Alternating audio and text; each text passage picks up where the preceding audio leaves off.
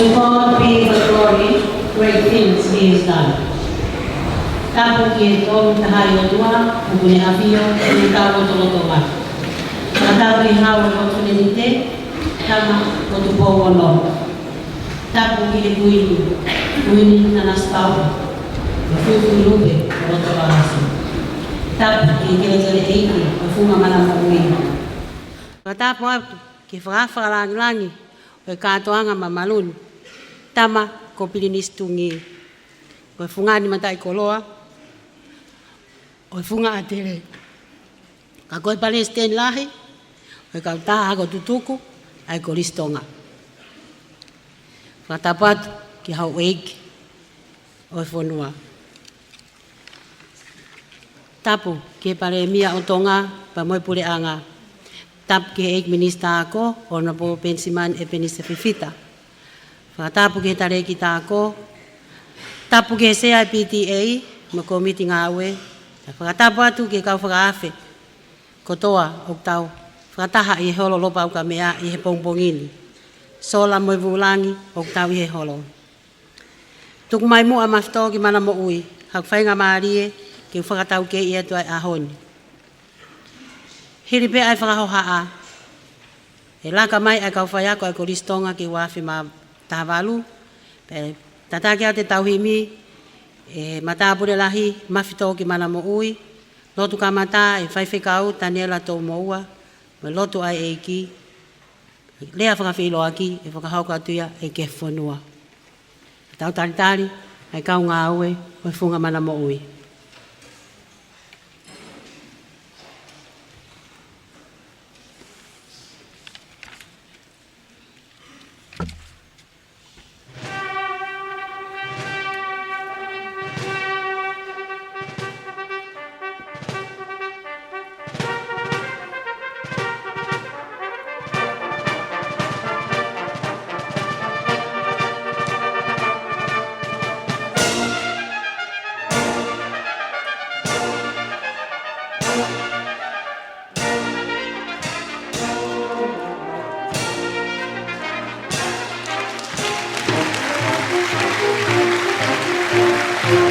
Kau whaiako ni o Kolisi Tonga, wā whetahawaru, lau laka mai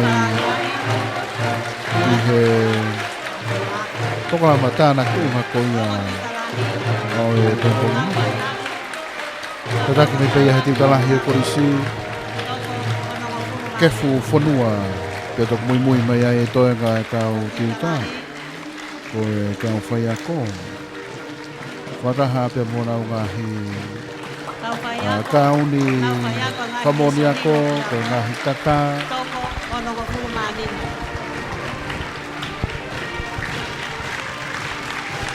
Iko e ngahi tewa ko ni kono whailonga ia, o e mau o e ngahi diploma, ko pehe ki he mau o e ngahi matai tohu.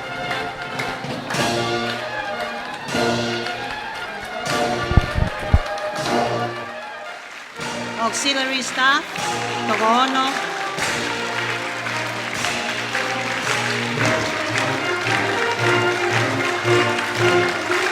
Pas mai ke leo lahi. Staff, pero kau ngau ano kau whako koe a Kolisi Tonga. Tātai ki pune ako Clafton ni Latu.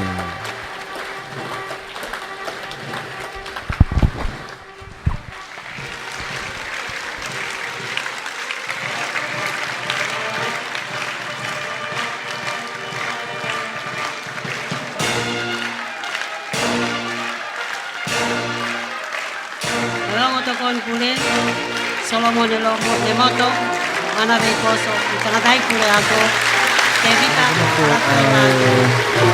Staff, pure ako, tutalahi, kau ngai kau tika, me kau whai ako, me kau ngā we, tio nau ngahi, na fuanga, imu ape moia, i he proklama e kātoanga.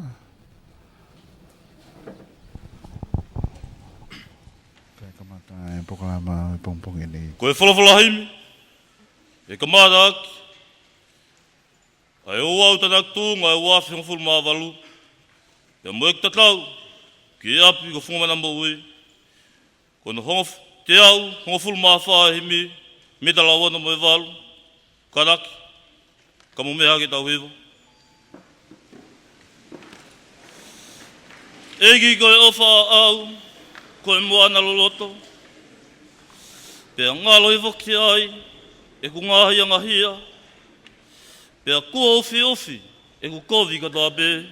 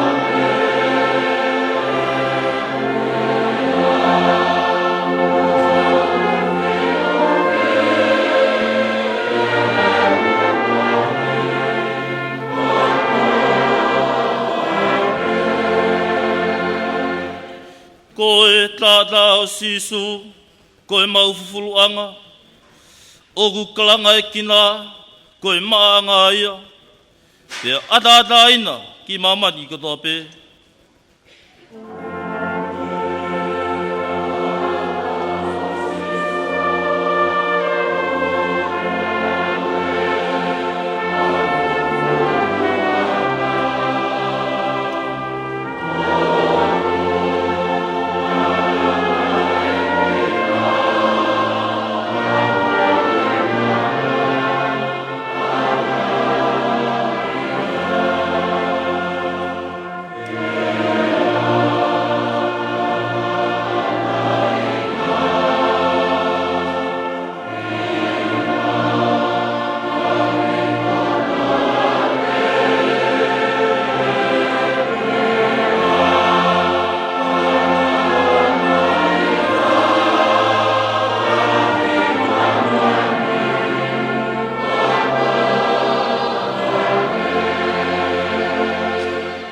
Si Fakaafe, I he vai hoku sino, pea vai moe loto, I he poupou he taulani, hoku lau maari e hori, pea uongo I o ilo, ai ofa ata e ngata.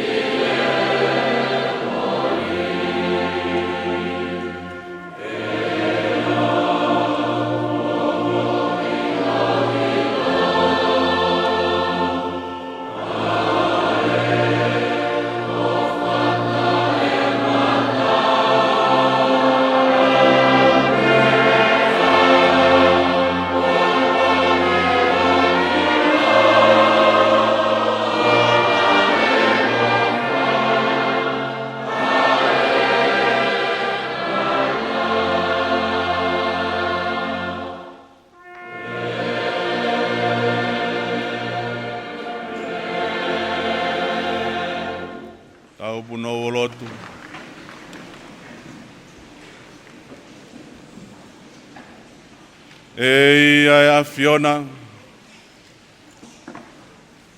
koe eiki ko Sihova, koe o tua moe unga anga o Tonga, koe ofa anga o e Kolisi Tonga, Ko e matai koloa u kei tauhi. Io he koe fungani. Aia Fiona u whakamaunga ki ai ai aho. Pea mohono ngāhi matai koloa. Whakawhetai ho maulau maari e. Koe kanoloto e aho koeni. Koho awhio i mana mo ui. Whakawhetai ai ho maulau maari e. Kuoke whakawhainga maari e. Ai tāpa hono kotokotoa pe. Mea mai. Tamasi pirinisi koe ofa anga o Kolisi Tonga. Ke whakafofonga e whare o tupou. Isa. Oku kei tonga koe uhi koe a Fiona. Mea hea. Pasmata ka umai, whanau mo whakamopuna ho eiki. Mea mai, eik minista o e ako. Kontare kita ke whakafofonga e pureanga. Io ku kei tuua e whakatalu. Ai pureanga ape mo e lotu. Ko e malo hinga ia o eki i whanua koeni. Woka kato bea, Kona pangapanga maari e whatongia o mawhito ki mana mo ui. Nā e whai e whakatau au me he kamataanga o e tau koeni. Ko e mau kau i he aho whakamā opo o e tau kafa koeni. Mau whakamooni atu Sihova. Ko e alo o whape ai a Fiona. Angi moko ai.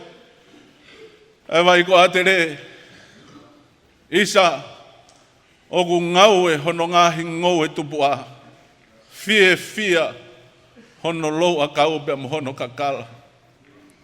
Ke tali lele e whatongia, o e Kolisi Tonga, kau maa e presten lahi, o e Kolisi tutuku. Pea ko e koloa o e aho koeni, ko e mau whakawhetai pe ki he a Fiona. Ure ako kau maa nongo tokoni. E tiu talahi, kau maa e kau ngau e mau api o whaangani. Mau fia he ku lanulangi. Io ku lanulangi hono mea kotoa. He o ku fotu ai a Fiona. Ko e mau rea mau ai pe mo e mau ki whanau. Si su ko ho taa pe a moho anga tonu. Ko e mau teunga pe ia. Pe a mata lelei. Io e iai e nihi kona au ikuna. E iai mohono ngahi Fakalangilangi. Eiki, whakawhetai e ko ke whakamanatu mai ai ke reki mau tolu. Io ko e whakatau au o mau whai he mo wini. E iai e aho e whakamā opo tuku ai. E he a Fiona e mea kotoa pe. Ko e mau talaloto ia tu ne iai e kakai ne ikuna. Ko e kau mafi he ngahi whanua. Ko e mata o hono kau toa. Ai eiki ofa ne mate mātonga. Whakawhetai e mau koloa, kau i wāanga halau maari e maoni oni, e tāpu e kina e whakataha angani. Kore kotoa e ngahi mea ni huafa ho alo ko sisu klaisi. Ka ko ho mau eiki mo ho mau whakamo ui. Amen.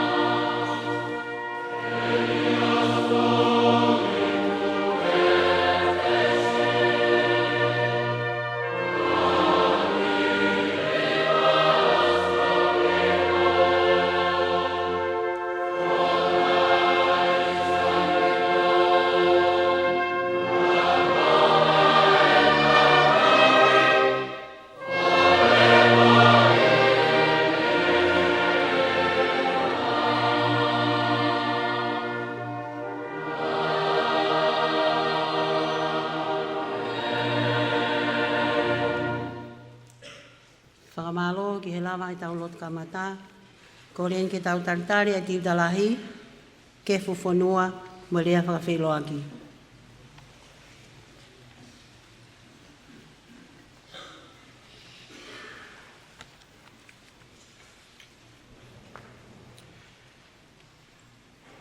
Tapu mo e vuniwalu o e ope, o ku tokai maananga ho tau lotolotonga.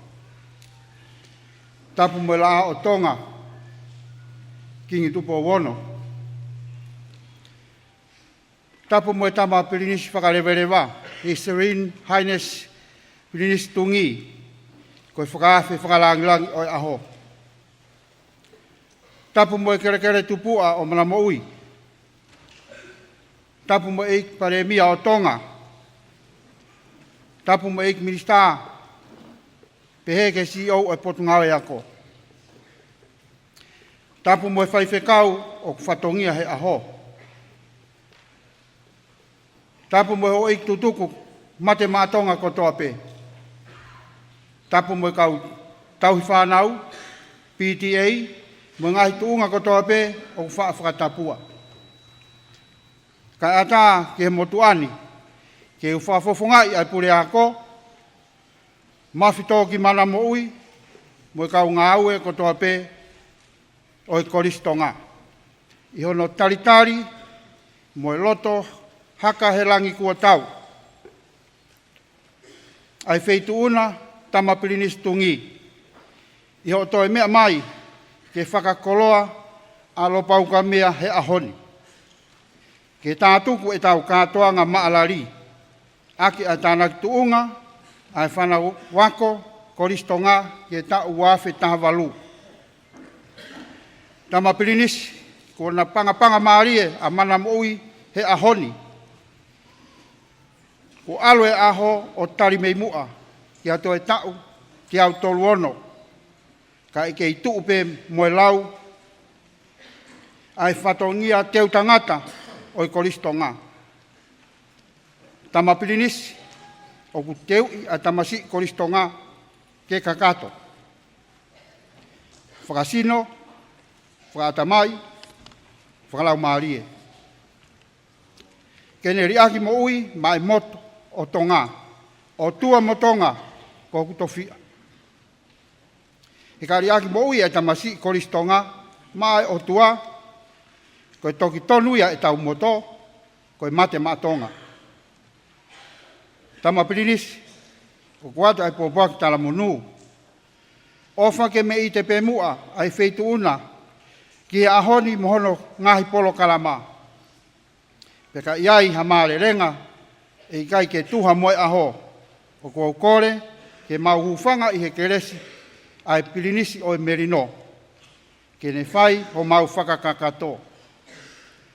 Tama pirinisi, ka hiri ai katoanga o e ahoni, ofa ke mau e feitu una ha Christmas fia, pehe ke ha tau fo whonu monu ia. Tua o whātu.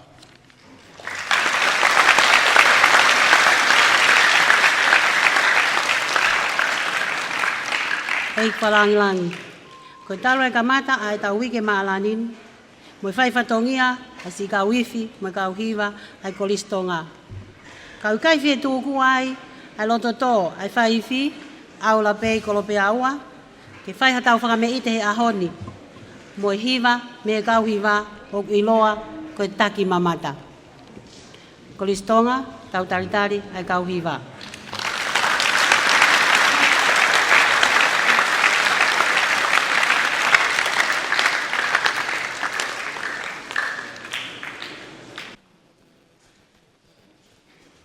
Whahiwa koe me whaifi. Kolisi Tonga, au la pei kolope aua.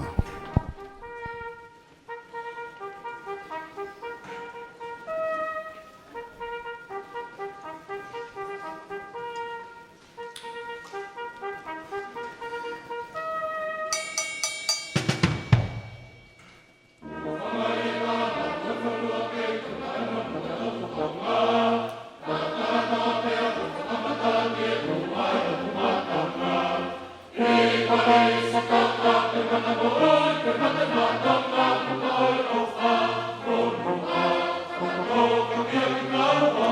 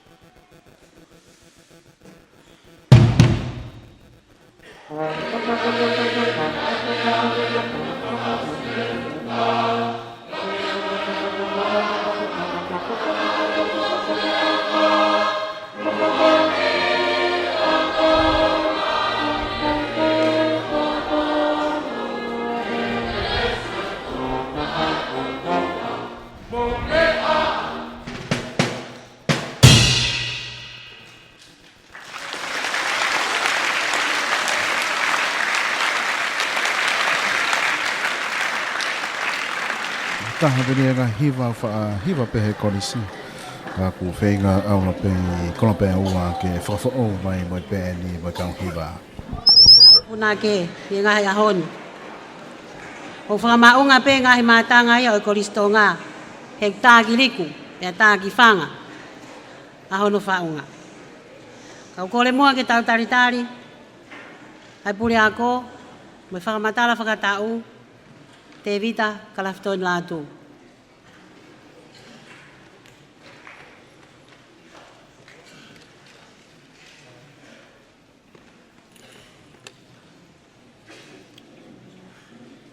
Tap mo ia fio e taha mai, o kua fio i he tau kakapa. Tap mo e tui o Tonga, pai mohono whare. Tap ke hau eik mo hatau whanua. Pa tap ke Fakalangilangi o iaho, pirinis Tungi, o e Palestini e Kolisi Tutuku, o e lau kauanga e Kolisi Tonga. Tapu ki a katoa ki Lopaukamea, maftoa ki mana mo ui, o hatau e whanua. O gau whamalu, he top tapu e whanua, kai hao hake ho mo motua se vanit koin ki whahoko ata report, o e tau whakaako, waf tahavalu. Waftai ke utua mafi, kune ke o miha ngahi lelei, ke inasia e Kolisi Tonga. Tau mawava, he ko tau e langi. He siate, lai tau lua tongiaki. He lau matakari, mo tere kaki. O la votu ai whanuan. Pea ilo e he mohu ata mai, koe kalau nien o tu pou laki.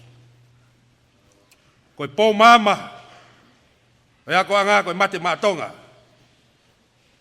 Koe siaki hoto kita, kai mo ui ai kakai o Tonga. Koe kaweinga ki he tau whakaako e wafi tahavalu, lai tūtoni he ikminista ke Moimoi ki a sisu.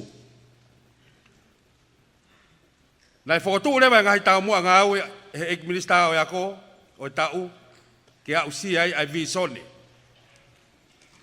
Ke tō ai whakamamafa i he ngahi ngā au e whakaloki ako. Pea koe tahai ni hono fua, ko Lopaukamea. Tau fuafua whakaava ai, ai wau whakapureanga aho koe ni. Whanau ako, nei whakatoa ako akan, i he aho wanoa Sanuari wafi tahavalu.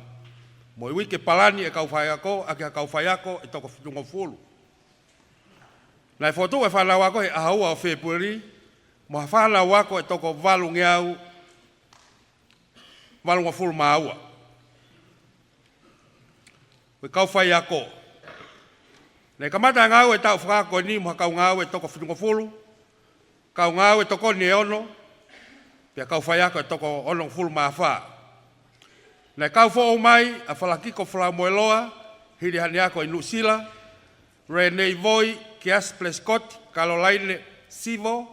Pe University o Pasifiki. Nei kau mai a melaya tauwha. Me hapai high school. Kau whala Tongatea, Mowriamtai, me niwa Tongatapu high school. Kan diola vi, talalo ala lemoto, vai hoi maasila. Pele nais finau me Tonga high school. Tui tupou maafu me wawau high school. Se kona pore me niwa fo'o high school. Pea mosione totolo taki. Me fokololo. Ne kau mai fok mo mahe hingalo. Ki ngau e tau koe ni hiri hane. Fakaafe awa tu hono hoa e ako i muri. Whakalaraka e kau whai ako. Nei kamata pe tau palani. Ko ini mo whakatahataha mai ngahi ako anga kotoa e purenga. Kau gai Tonga high school, Kolisi Tonga, Talafo'ou, Homa, Vaini, Lotolu middle school ke palani whakatahataha. Ke whea ko aki ko uhi, ko whakalalakai ai visone ko whotu. Nei tātu o lahi a ahi mai, e ikminista o ako, ke whai hawakai ke he makatuunga, o kulangai e ngahi ngāu e whakaloki ako. Lolo tonga e tau nai whakalere e ngahi ako, whakawhai ako, e poto ngā awe, pe mo kau whakalere ngā awe e Kolisi. Nai lava mai hao ofisa maulonga me poto ngā awe ki whai hano wakai, e kau whai ako, mo i whaunga o whai ako. Nai whakalere whoke sione anga ke he tafuna, pe mo heti veikune, ko iongo pure ako maa lolo e li hauna high school, pe mo tonga high school, hangahi ako lolo tonga e tau, ke whakapapau i mateu teu e whai ako, ki ono whakalere e whaunga whawhai ako, o ngā awe aki, ai solo taxonomy. Lolo tonga e tau, nai whakalere hangahi workshop e waa sivi, pe ki he waa silapa, ke mateu teu ang e kau whai ako, ki ono whai ako, ai silapa fo'ou. O lolo tonga kaua tu e kau whai ako e toko fitu ki he ako i he ESP, ki o nau mata i tohi i he sayanisi, i he tokoni ai pure anga. Loki ako, na e ue sia lahi foki, ai ngahi loki ako, whika uraki ki he wha, pe ki he ofisi, he matangi ko kita. Pea kunau kau atu, ki he tokoni ai wellpeng, ki hono whakalere i, ai e tok whakamata i he tau fo'ou. Nai tokoni mai kautaha e ngahi mātua, pe ke potu ngā awe, e o mai ha ngahi tohi, ke tokoni ke teuteu e kau whai ako ma ngahi re soni. Nai tokoni mai ai konstitutuku me Hawaii, pe mo e komiti lahi. E tama presteni, pe he ke PTA, hono whakapaanga e kau whai ako, ke ngahi po ako lolotonga ai tau. Teknikare. Ok, lere ai pe ki programa teknikare ai Manukau Institute of Technology, pe ke programa franchise ai whakololo o hau. Pe whanau e toko ni matolu nek, tanau ke ikau ki programa ni. Pe aku amalaki, pe nai lava i lele ai leo woloa, e ha toko tolu ko fulu maa fitu. Nai kau at foka sa tek tau uri uri, na le soni misi, Daniela tapu eluelu, ki hangahi ako, o i whakololo, ke hihiki i ake e nau ilo ki o ako i o le soni whakateki kare. Ko i sivi o i wafe tahafitu. I wafe tahafitu, na i sivi ha toko hiwango fulu i he Tonga School Certificate. Lawai ha toko ono nima. Na i sivi ha toko nima noa i he Tonga Form 6 Certificate, pena i lawai ha toko wanoa. Na sivi e toko toluono i he Tonga National Form 7 Certificate, pia lawa ai he toko wanoa. O kau atu, i he tauni, i he sivi he TSC e toko te au toko fulu mātolu, i he sivi e form 1 kau atu ai toko fitu fulu mātolu, i he sivi e form 2 kau ai toko tolu fulu māfitu. Tau amanaki pe ki haola, to e lele iang. Koe ngahi whiau hi whakaako. Nai kaua te Kolisi Tonga ki he whiau hi lea whakasia pani e wafta walu. Pena i kuna e sione tau fo'ou, ai whiau hi lea whakasia pani ai form ni maa. Nai kuna i whoki he Kolisi e whiau hi tohi whakasia pani ai form 3, pehe ki form 5. Nai kuna i whoki e mafto ki mana mooi, pe ko vriami lutua a whono, ai whiau hi lea whekau aki mo PSC. Nai toi kuna foki he timi, whau whaiva e form 5, whekau aki mo cyberbullying, ai paanga i Fakaafe, pe peheke internet ta e totongi, he tau e taha. Peaka nofu mau. Nai whiunga mo e whanau ako e toko, uange au maa tolu, nai kau mai ki he tau ako nofu mau, i he te mi hono ua. Koe toko lahi o ki nau tolu koe whanau form 5, form 6, pa mo form 7. Nai tokoni mai Kolisi tutuku o Hawaii, ke totongi i ha kau whai ako, ke teu, e kau siwe wafta walu, e waipe amanaki, ki haola lelei. Ngahi ngau e ki tua. Koe lotu. Nai hoko maa whana atu pe lava mai kau whafonga ngahi siasi, o whakahoko ha hoa lotu whakawiki he apiako. Pea toi tānake atu ngahi hoa lotu hanga maheni he pongpong whalalaiti kotoa pe ki ngahi assembly he pongpong monite, mo ngahi o wau makehe ke whahoko mai ai ke Kolisi. Kawai hono malanga e whakanofo matapure, lotu taha ai ngofo ifi ki Sayone, pe mo malanga taha ai kau matapure. Nai ahi mai klub lotu me Brisbane Australia he mahina ko September ke whakakoloa whakalau maari tau whalau. Koe wā pe mo ngahi Kolisi. Nai kamata pe tau me whengawe ko waaf e Kolisi ko tupou, Kolisi ko ria hola, i whakalere e wā ngahi Kolisi. Nai whai e whetaknima i he iwi, pe heke polkalama nai whuatu he patungawe ako, koe polkalama iloa koe put camp. Ke whakatahai e whanau o nau kau ke ngahi ke whakapi ako, ke nau nofo taha e api police for all. Nai whai e ngahi wheahiak whakamatapure, ngahi polotu, ngahi sivihiva, mo ngahi aho whakamanatu e ongo api ako, mo ngahi whatongia ke kehepe lolotonga i tau, ke wāo whiange ai whanau. O hoko atu ai pe totongi mai he Kolisi tutuku, ai Kolisi ko tupou mei Brisbane ko tāputa, ai ako e whanau, o si mālolo hataha e ongo mātua. Nai ofa mai he Kolisi tutuku kali loa, ki ono whawhanga e tau akapulu, pege team spoti.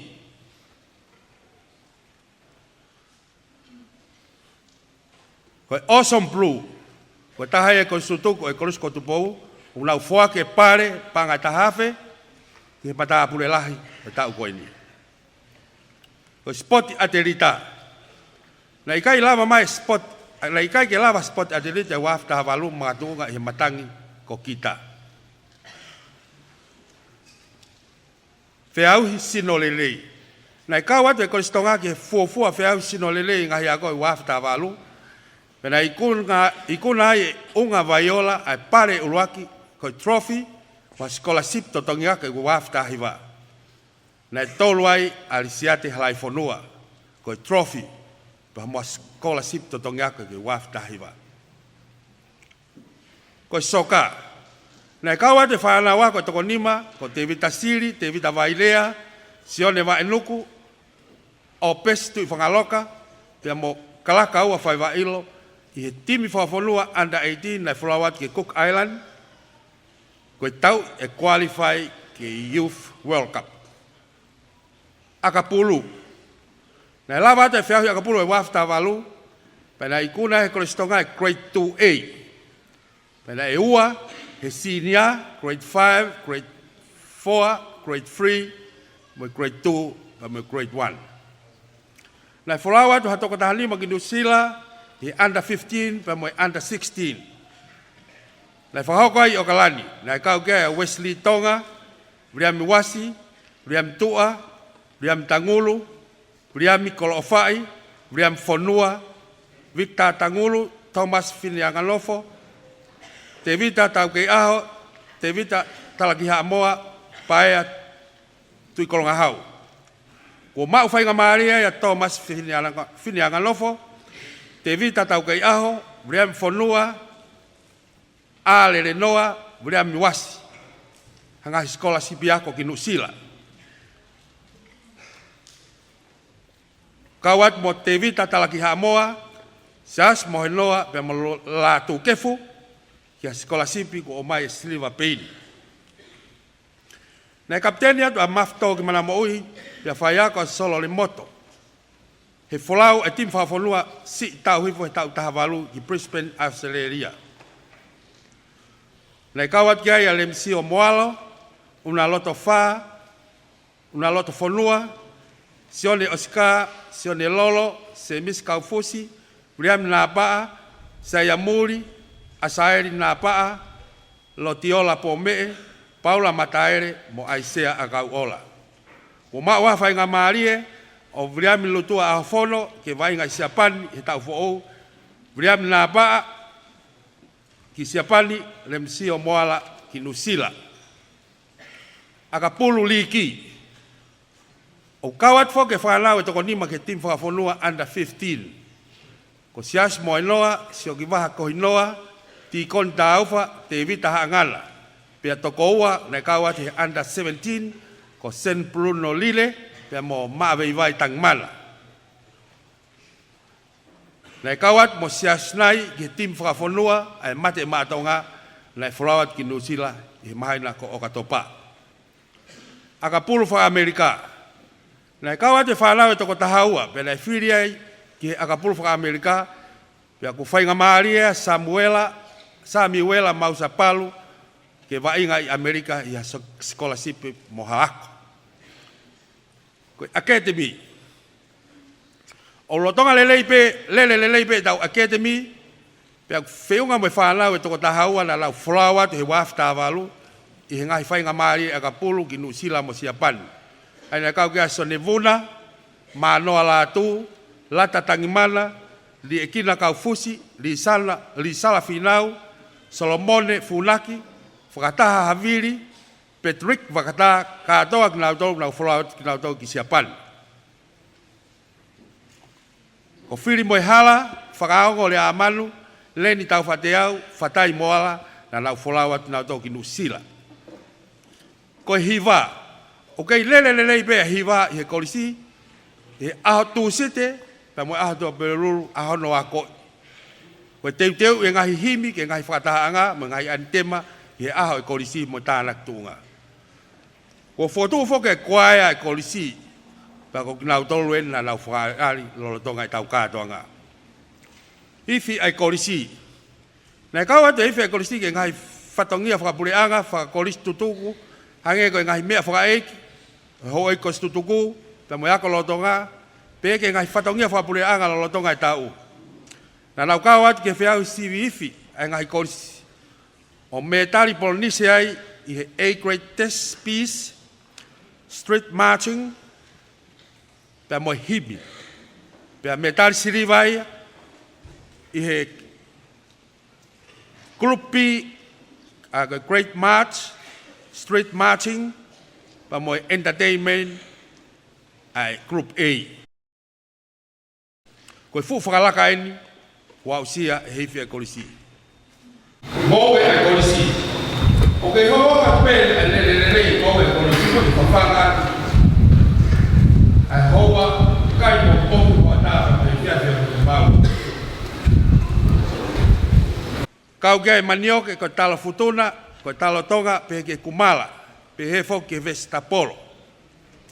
Na ikuna he Kolisi e Vestapolo le leitaha ngai Kolisi, uruaki he pare le leitaha whakaukau fo ou, pe aua he akau tō papa le leitaha. Wharekai e Kolisi. O lelelelei pe e mau mea tokoni a Kolisi, kai kitu oa i he hoata o wike kotoa pe, pe mo e fiafi kotoa pe. Ko tokoni e patunga ako, pe ki he ngai Kolisi tutuku. Unau tokoni mai.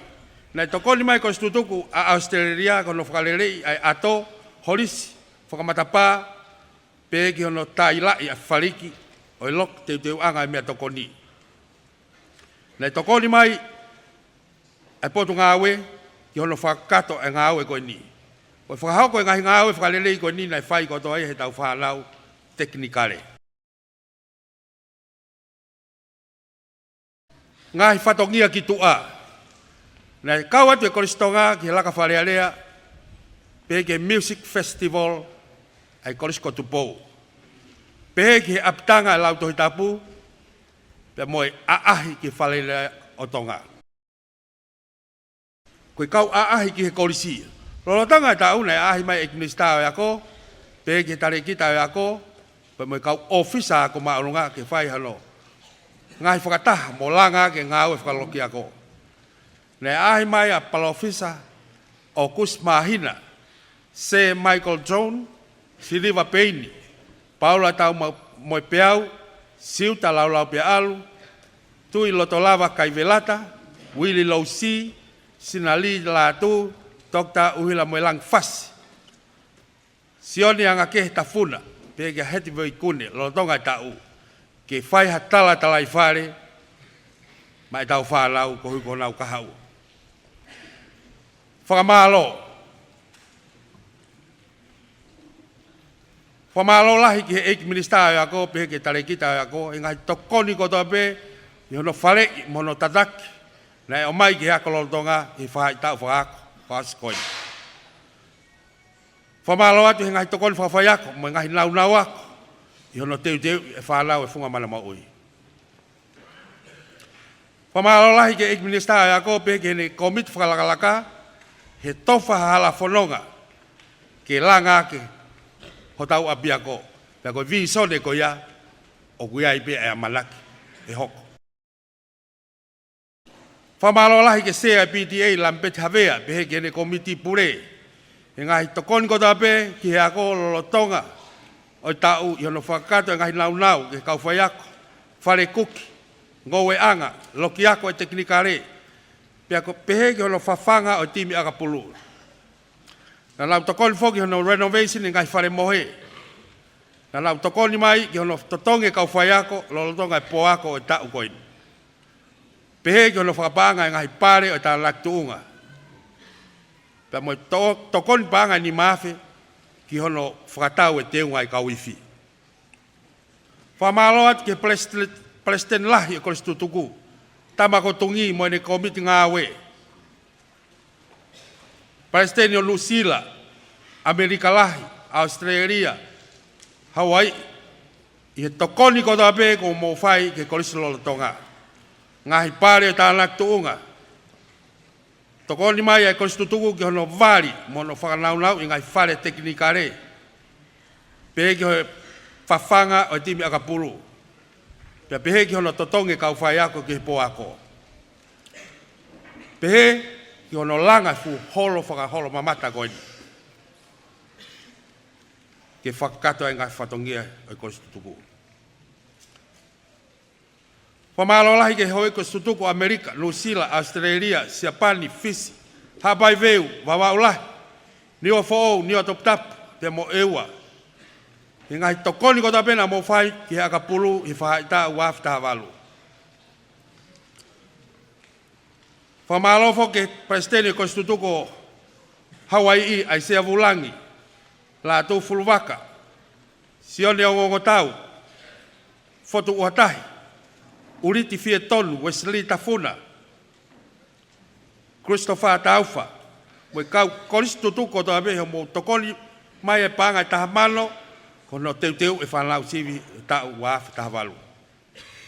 Whamalo lewa, kia te vita mau, pure ako malolo, oto vai ngamis, ko tokoni tare kita malolo, tala no hafoka, pure ako whakololo, pia mo wholau whiri mo uruie, tokoni pure whakololo. Iho mo tokoni mai ke whakarere ngahi kalasi, no tataki mo Moimoi ngahi Polokalama whakatikare e lawe ai Kolisi Tonga. Whamalofo ke Kolisi tutuku o Amerika, Paisteni, Reverend Maire Koloto. He whakanau mai fu holo i Kolisi, pehe kono teu, ai fu matangani, ko e holo, whakaholo si o anga. Whamalo ke sekeritari, mo tō wako e fitu ono, fitu walu, he ahia maupea funga mana mo ui ke whaiha tokoni ke apiako. Whamalo ke Raymond Fifita, Presidente Kaute Kula, Langi, Presidente Kiritoto, Presidente Huni Kaukula, Tokta Matoto, Presidente Laione Valtolu. I whawhanga, mo e whakawhitu taki mai ke hangai whei mau e Kolisi ki hono whaka. Whangatao ke te hinga luope. Whamalo foki, ke kau sponsor o ngahi pare aho koe ni. Kiwi Tonga, koe Vaitohi Enterprise, koe Natras, koe Palu Aviation, pea mo ki moutolu whakafoi tui, mana Latu, mohono whaamiri. I whaki mai ngahi pare o tau koe ni, i Fakalangilangi i aki, tau whanau. Whamalo ke he Kolisi tutuku e wahenga Palmason North, he na o mai e pare, panga tahafi, ke na naktunga tau koe ni. Whamalo ke Presidente Kolisi tutuku Australia, i o mo tokoni mai whalerei, e tau wharekai, mono, pe mono vari, ko hui ko kātoanga tau koe. Whamalo ke konstitutuka nu sila he tokoni mai ngai pare ki tā laktu ngā. Whamalo ke kaliloa o somplu mo konstitutuk tāputa. He tokoni mai ke whakaskola sipi e whanau ako pe ke ngai whawhanga na o Moimoi he whiahui akapulu e tau koe. Pea mo tautou ahi mai ke whai e whakawheo mo pao ai wā kua toloaki he tau whakatau tihina. Whamalo whoke ngahi kau ngā mea e pia ko. Sea e kau pure ako e korisko tupou. Pure ako o ria hona mo ngahi ako anga ke kehepe ngahi tokoni ko tape ko Moimoi ke whakatoa ke ngahi whatongia e pia ko he wafta walu. O ko whamalo lahi eni ke kau ngā au e Kolisi. He whakotua tau moa, pe tau whanonga i mai, mo e tau amalaki ki haola i lele i wafta walu. Whamalo lahi atu ki heongo tokoni pure ako. Homoloto to, tari tuuni, ka lava e tau whatongia i he loki ako. Whamalo lahi ke whanua peheka te vita tui whangaloka. I ho motu i he taimi whaingata. Tau he tau whanau mono whakamata lele i ho tau apini. Whamalo ke pure whama, pure kuki, kalake whakauri o ako. Malo e ngawe lahe tau koe. Kane ikai mautolu, he ikai lava ho tau whatongia. Whamalo lahi ke mafto ki mana mo ui pe mo whanau ako, o Kolisi Tonga. I ho mou tariangi, mo fua, ai whatongia o ngari tangata. O kou whakamalo makehe ni kia sione huni. I ono toka ngahi makehe. Ai ngahi bathroom ai ako anga. Pehe kia te vita palu i ono whakapaanga makehe. Ai toko taha koe ni kene whakakato ai whatongia koe ni. Holo ikai ke tau rau kau ai lolotonga ai tau kāto anga. Ai maa mo masani. Ko whamalo lahi makehe ni ke ngahi hoa o whaanga kau ngāwe. O puria ho mo fofonga. Ka o mai ho mo uma ke whakata atu e whatongia i Kolisi Tonga. Mā lo lahi ngāwe. O kore whamore more atu. Ka iaha tōno no e fua whatongia wafta walu.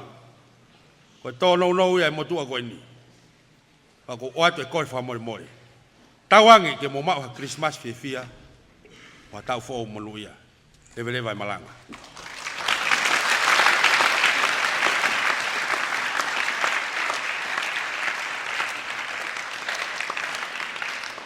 Holo pe ho mea tamasi primis Tungi. Kai toi whaiat pe mua ha whakameite me kau hiwa e Kolisi Tonga. Ko whakahounga, whakamaro ia e ngahi ngāue ko lava e wafe taha walu. Mo e glory, glory, hallelujah. Paspasi i mai e tau kau hiwa.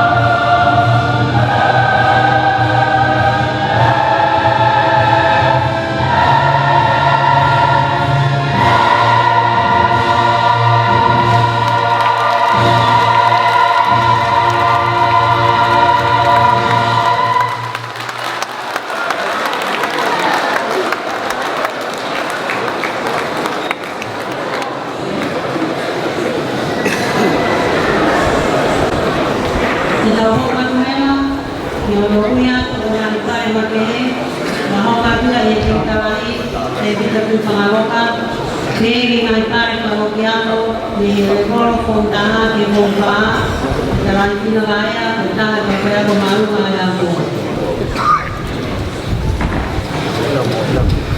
Tamasi berinis, ugaya Fakaafe, ki Ataki pa Moimoi, kage no totomua, kage fuaki ange, ngai pare ko ini. Pas-pasi mai itau Fakalangilangi.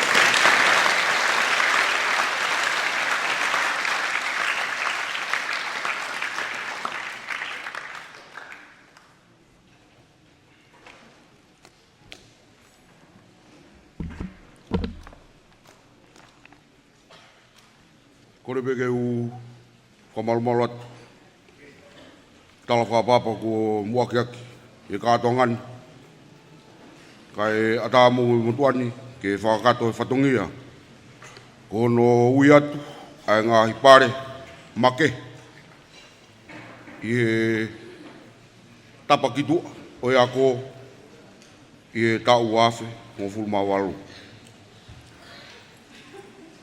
o ku whaia e whie matamuani Fakalangilangi ke whaki mua ai ngā hipare koni Ye tapa Fakaafe, ye tapa Ouau Tanaki, ye tokanga, ye malaki skuti, ye Moimoi ngau e Fakaafe, ye apin, o ku kuaki kia e ngā pare, ye wai whanau koni. Ai e tau kamata pepe, me Tongatapu ne, o e Tongatapu, o kakako. Tawa runga. Aina e whire ka Matapure toko tolungu fulma avalu, ke tau afu fulma avalu, ke tokoni ke kau whai ako, kau maa e ngoti utalahi, ngotokon pure, kau maa e tangatai pure ako, kono tataki holo e tau whanau. Ko e mafto ki mana moui, o ku uiaia ngahi pare koe ni, ko e pare panga e tolungi au, ka me he Fakalangilangi, ka koe Prinis Tungi, koe President lahi e koe Kolisi Tonga, e fuaki whakatau ia i he tau kotoa pe, koe panga e tolungi au. Whakataha mo ia, koe trophy, koe panga e tahafe, fuaki ia pa me he Ocean Blue, koe Stutuku, ai Kolisi Kotupou, Nusila, pa Motonga, o fuaki e Matapure lahi e Kolisi Kotupou, wa fulma avalu.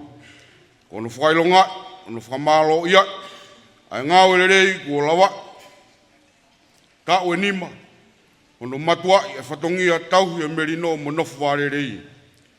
Tā i mua ai, ai ongo pure ako, whaifkau, Arifret Atiola, a maa Tevi, Takalaftoni, Roja Vech, Latu, kau tiuta, mo ongo Matapure lahi, ongo api ako, ke ngai tau situa ki ai.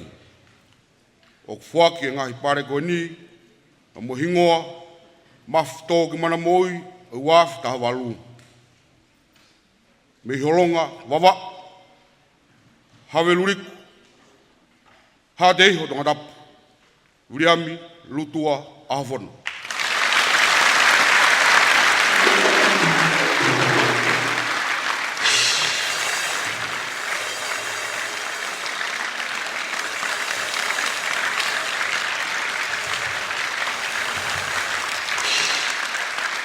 Koe mo tokoni Matapure lahi e toko ua, o Roy, Timote Masima Loresio, na me niwa Tongatapu, Halarewa, Mawhanga Tongatapu.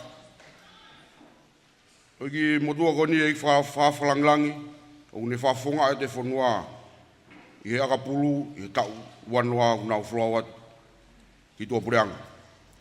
Ko e tokon Matapure lahi e taha, ko Militoni, Notis, Kirioni, na mo i niwa Tongatapu, whenemea hapai, no fuhate.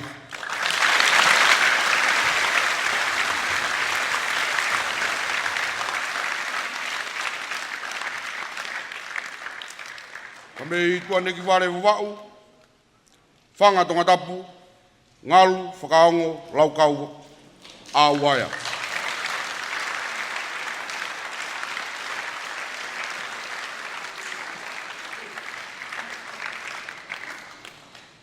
Ka me hifu. Tafa. Niwa top. Kapa wawa. Nofo I hua tortori. Tongatapu fine frasi eki.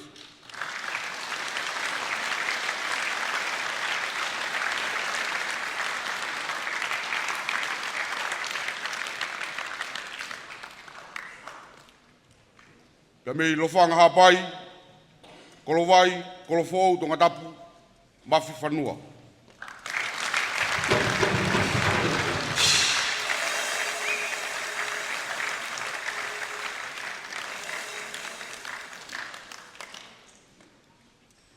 Ka me ui hapai, matangiak, lake pa Tongatapu, anol whaoa.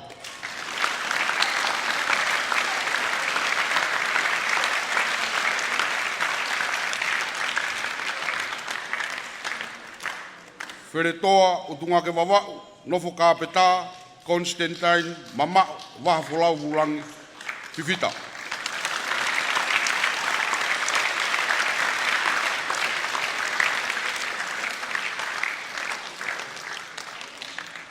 Ka me hiawe riku, whātumu, hala wawe, Tongatapu, merekiola, whiwhita.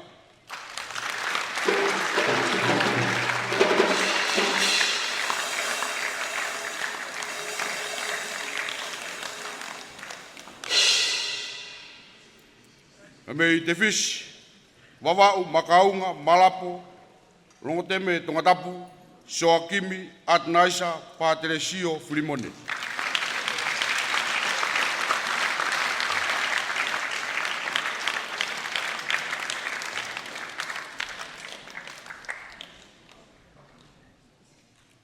Ka me te fish, haano, whataulua eua, wholaha Tongatapu, ne tane whonua.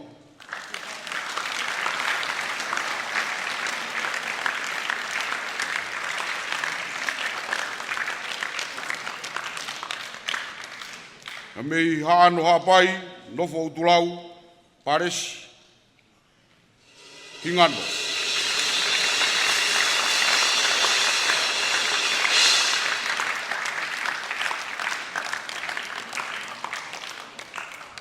Ka mei hatua eua, nofo tofoa, sione, peneti, hafoka kafoa.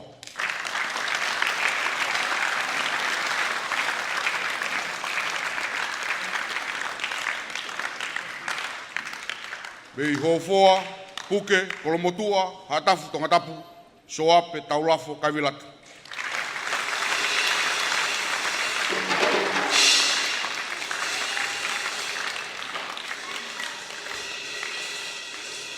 Ka mei wheremea hapai, masilamea, nofo maofanga, sa miwela, ika hengi, tahifisi, koloi.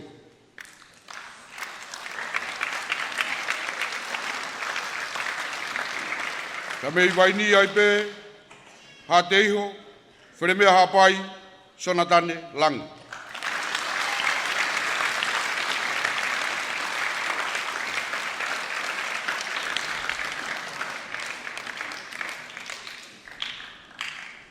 Ka mei maofanga, tufuenga, kolomotua, Tongatapu, lua lala, mataere.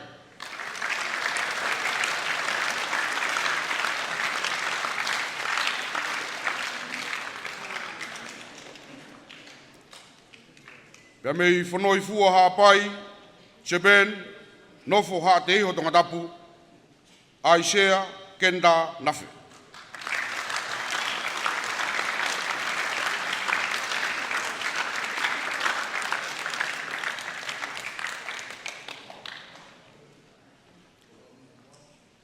Ka mei pea, whanga o pilo rewu, whasi moiafi, so sefo, paia I muri, aho tala wholau oto.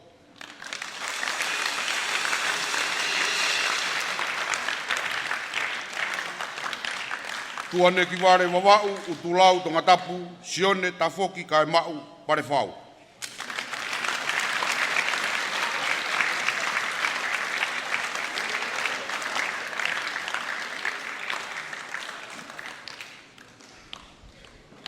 Ka mei tarihau, pangai motu wawau, nofo maofanga Tongatapu, maire, hola ki tuai, petelo.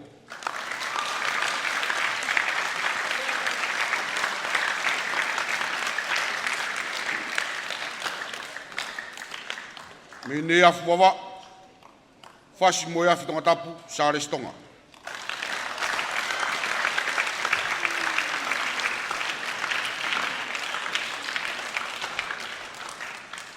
Ka me i honua eua, mo ngā one hapai, makawe wawau, nofo waini, chonel, mafua hingano, tuitupou.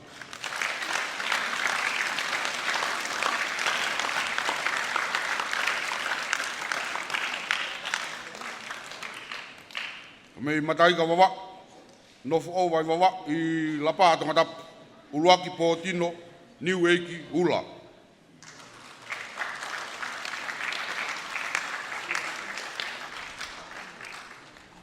Whare vai wawau, kolo vai Tongatapu, Solomone hala api api, whiao mo ngalu ponoema.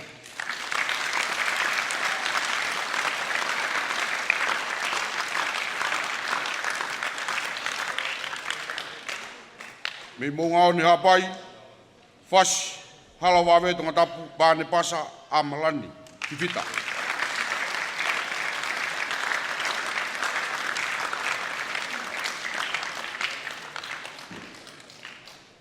Hifo niwa Tongatapu, Paula, Utui, Kolonga, Tofoa Tongatapu, mo sese, uhila, whirikitonga.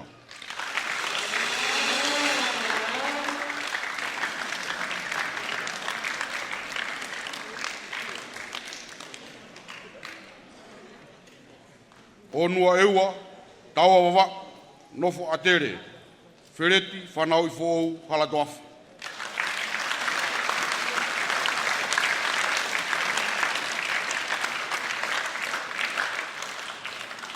Hawe lotu, soape langi.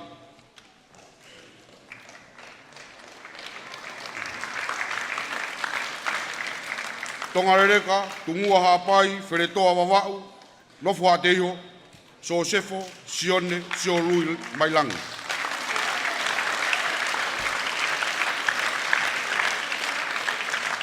Hawelu Tongatapu e palahame, laukau he tahakilu palu.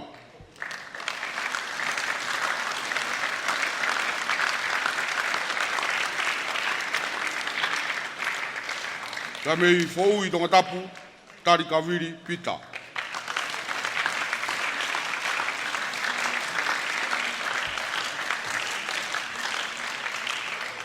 Waipoa ni o Tongatapu, nofo Hawelu, sione kasimea. Whakalakalaka o whamiri sika. Ka mei whakakai hapai, nofo waini, one siriva o very view taimi.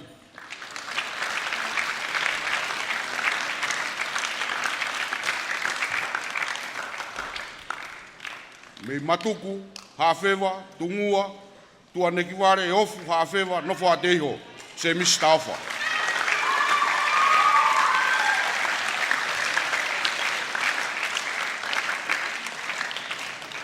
Tari hau wawa, kolo vai, nuku Tongatapu, Serene mokofisi, tui na wai.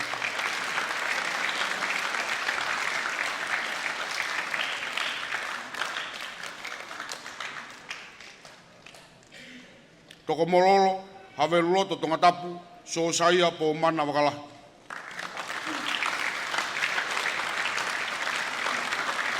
O whaosi,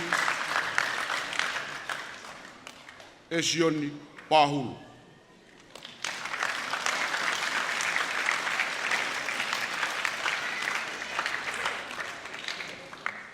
Koe kau tokoni mata apure, koe kau sub prefects, sione tauwha.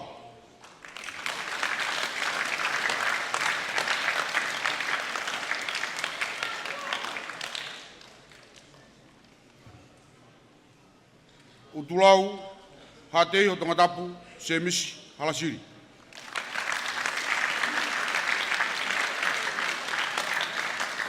Kolofou, Tongatapu, sione taione.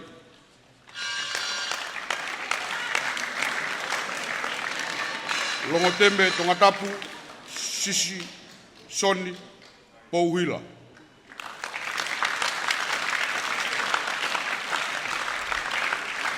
Mei tataka motonga, Tongatapu, inoke houa.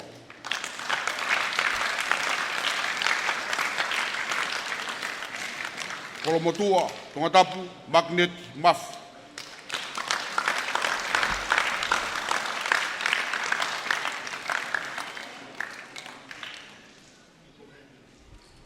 Alaki, pamupereha ke Tongatapu, Surias Moala.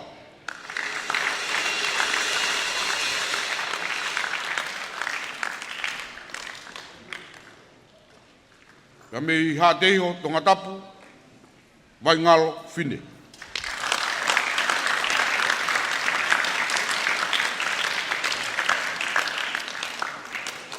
Houma Tongatapu, Tevita, Sein.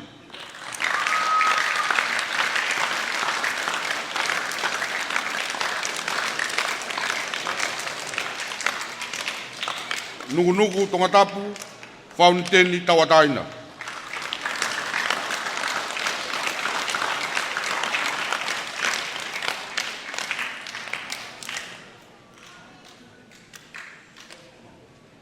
Kami hawhewa hapai, pea Tongatapu, Soane, Townsila.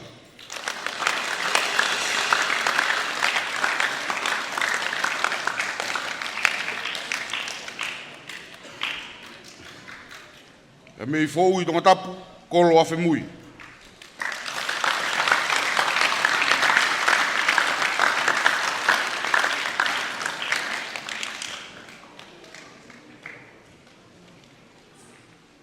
Kami Kolowai, Nugu Tongatapu, Hekso Fifita.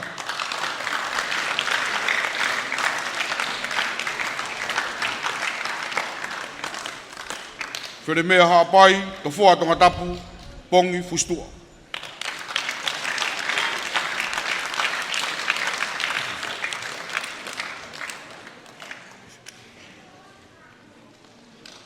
Whanga Tongatapu, Sangato Mahe.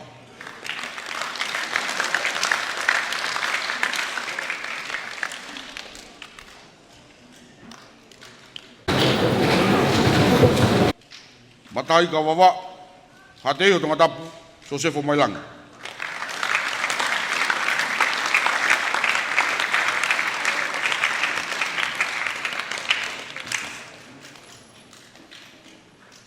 Utulau Tongatapu, Brian Manu.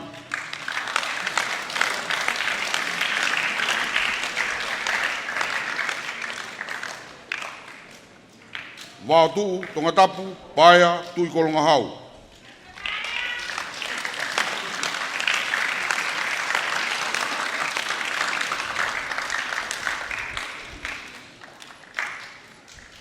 Antema Kiwalu.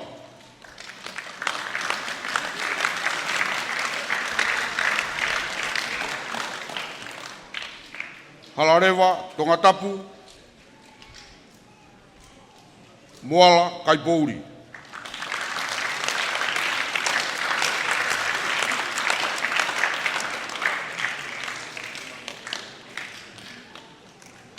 Haveloto Tongatapu, Manu Parenapa.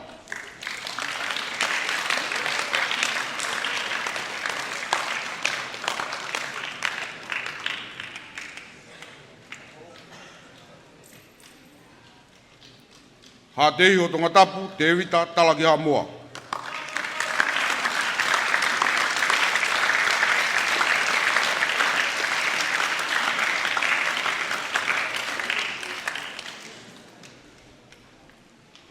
Haveloto Tongatapu, Whaiwawea.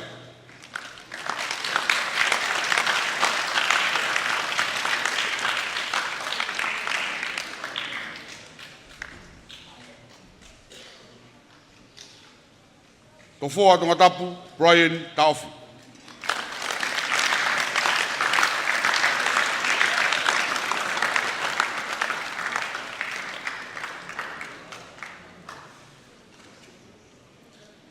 Loto Hapai, Veitongo Tongatapu, Siare, Rea Aitoa.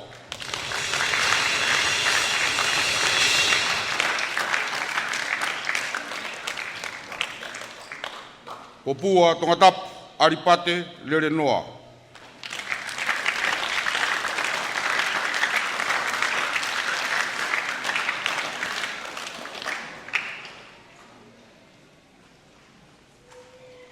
Lapaha, Tongatapu, Sosefo, Ngungu Tau.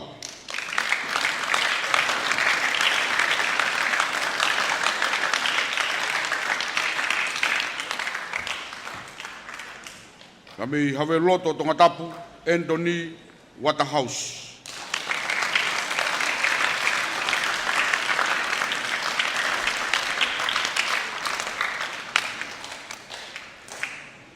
Fuamotu Tongatapu, Eriki Laume.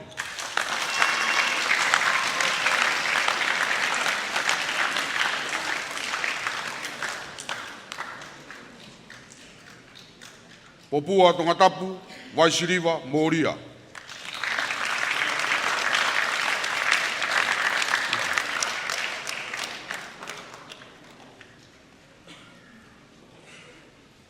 Tatakamotonga Tongatapu, Sione Taufarere.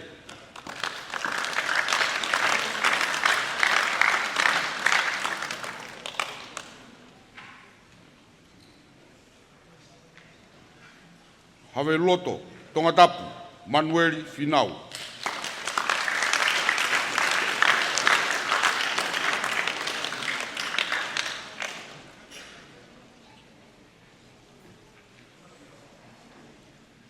Hou Makerikao Tongatapu, Sione Ulupano.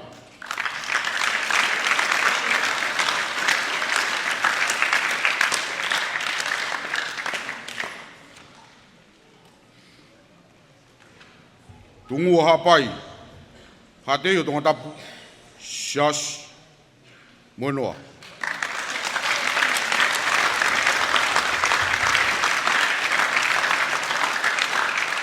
Ngai pare make, i tawhaki o e ifi palasa, ko e tokotaha ifi lere itaha.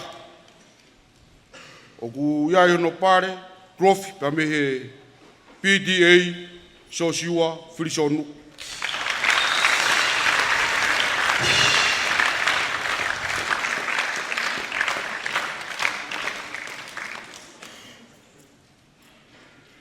Tamasi if whakalakalaka lere ita whakalukfua, trophy pa me PTA Tonga Uiha Moala.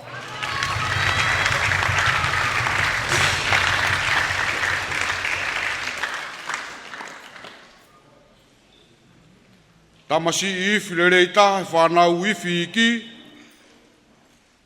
trophy pa me PTA Pangani Manoa, donate by Aula pei kolope aua pa mono family. Mateaki tine au.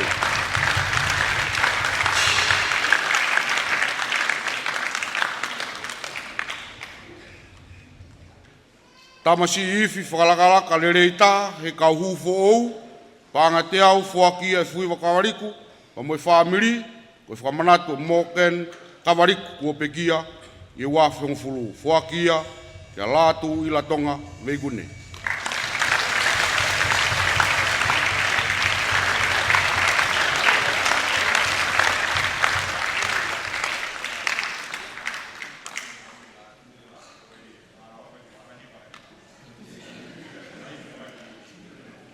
Koe tamasi whaifi lere i taha. Trophy pa me PTA, Pangani Manoa, whake e whamiri o Aula Pei kolope aua. Sosefo, Oto.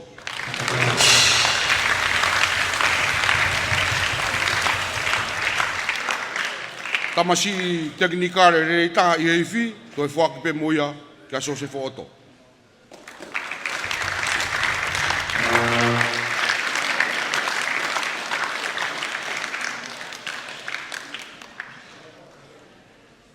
Tamasi i hiwa rere i taha i he kuaia. Pangani Manoa, fuakia e whamiri o Aula Pei kolope aua, Manlala i whalame veikoso.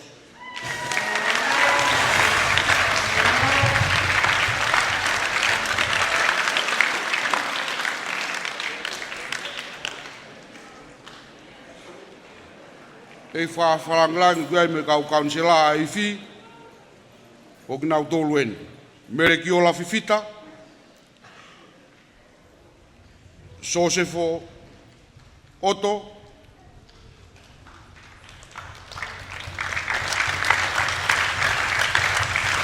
Perenato Manu,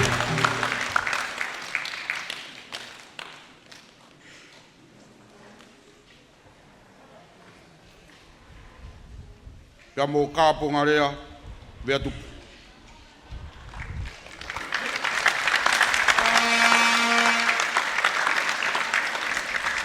Ie malae oe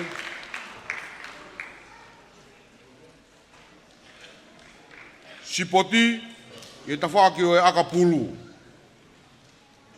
Tamasi fōweti le reitaha, ie timi lalai taha, pako senior grade, trophy, tame PTA, whakataha mo panga teau, tonetia i he huni kaukula, kau kostutuku o huni kaukula, tau teau, humai tau tahiwa walnoa, whakia ka maftoki mana moui.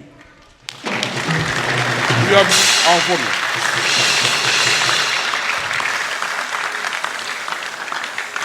Tamasi tau tua arerei taha.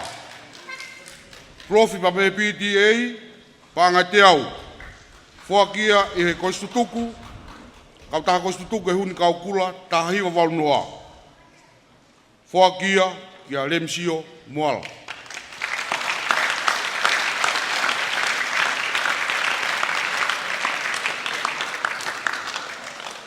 Kapteni o timi sinia, toi whaki pe moia, pa moe trophy, pa me PTA, pa moe panga te au, me kau taha, me kau koistutuk, o huni kau kula, mafi, tōki mana moui. William Alfoni.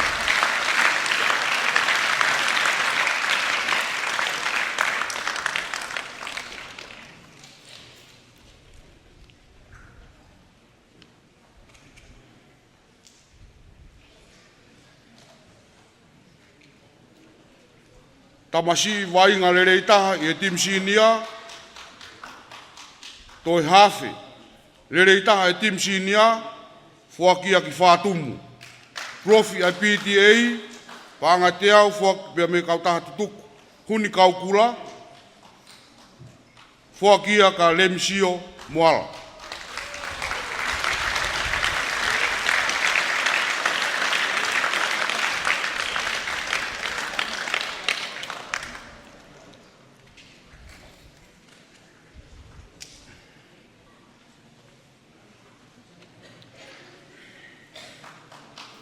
Ie grade 1, Lakepa, Kolomotua, Tongatapu, Sione, Tene Fufu. Trophy, kame PTA. Ie grade 2, Tungua, Hateho, Tongatapu, Trophy, kame PTA, Shashi, Monoa.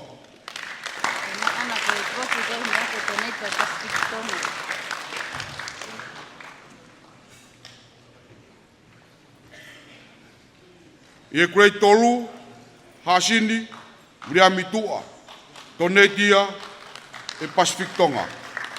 Ko taha e kau koistutuk, e koistonga.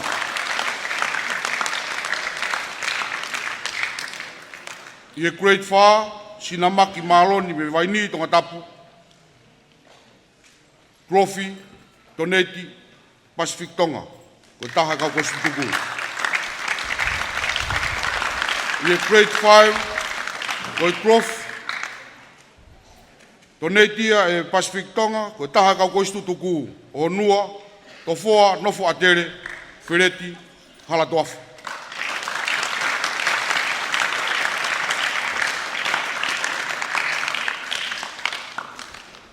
Ie soka, tamasi soka le reitaha e tau taha tolu, Sione Lousi.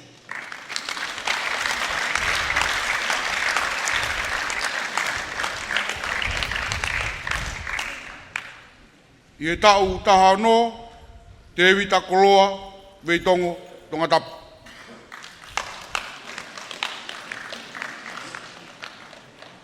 Ie tau taha hiwa, ko tamasi le reitaha, ie soka, ie tau taha hiwa.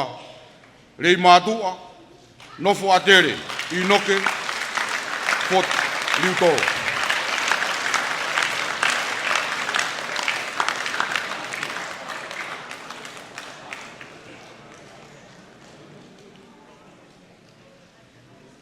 I uta pe i tōkanga, koe tamasi le reita. I e bush farming, Whakia ki tungua, hapai, hateo Tongatapu, Sias Monoa. Sponsor ia e Pila Farming, Pangai Te Au.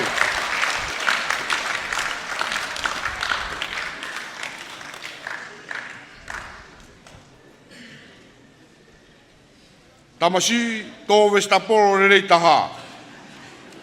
Wausia pāngani manoa pe me PTH, pāngai te au pe me whaiako i horticulture, tupe whakau kai tau, whakia ki Kolowai, nukunuku Tongatapu, Paula, Fifita.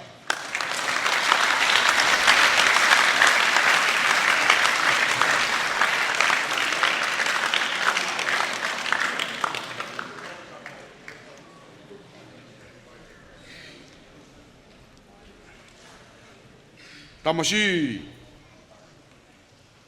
tō merene rei taha. Wausia pāngani manoa pa me PTH, pānga te au pa me Pila Farming, Kolofo ou, Niwa fo ou, rei mātua wawau, Nofo Atele, Talanoa, Tariauri.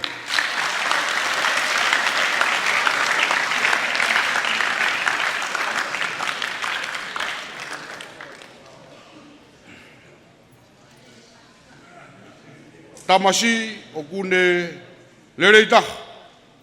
Tauhi, moto ai talo. Pānga te au pa me Pila Farming, Kolofo ou, Kolomotua Tongatapu. Highness Pacific Tonga.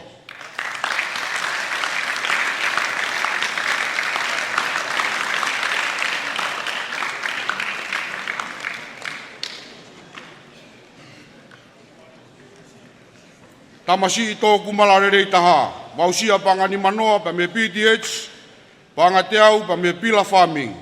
Mauwhanga Tongatapu e Toni Kalonihea.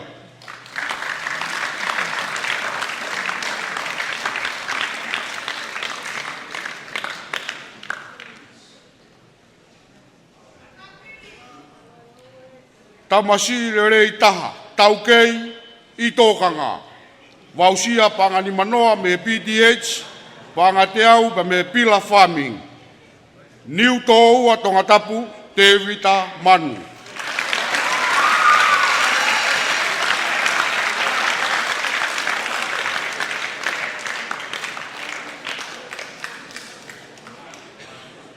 Tamasi tauhi pā rei taha.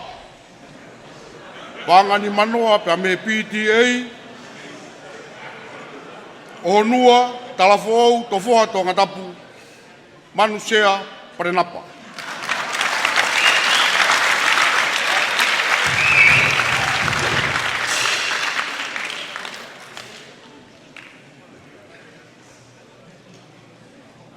Tamasi kuki o e tau, pe ko e tamasi kuki, o e Kolisi Tonga, pāngani mangeau, Whakia e sinpata, tau moua, pa mo sinpata, talanoa tau stoa, ha teiho, ha sini, tungu hapai, Williami Fiva.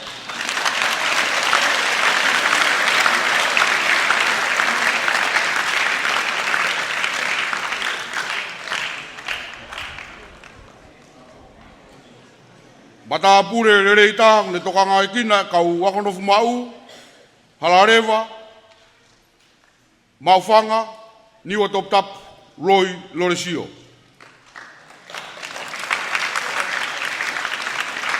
Tamasi to te niti rei taha. Pāngani manoa pa me PTA, tarihau, pangai motu wawau, maufanga Tongatapu, maire petelo.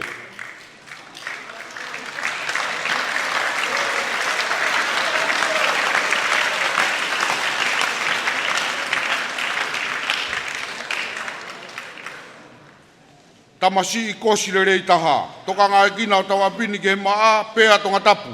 Amperias Moala. Pāngani manoa pa me PTA.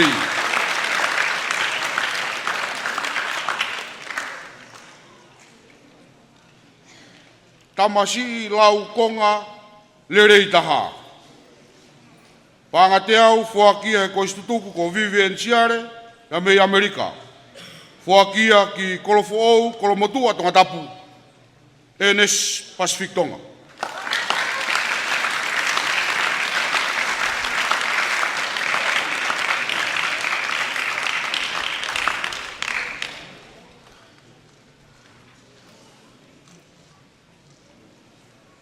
Ia ko maulunga nge, ta whako teknikare.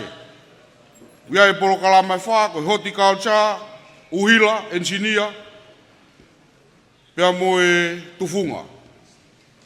Tūki mua i horticulture. Pangani manoa pa me PTA, te fisi wawa, pangai, whenemea hapai, hawelo Tongatapu, tupou whakahua.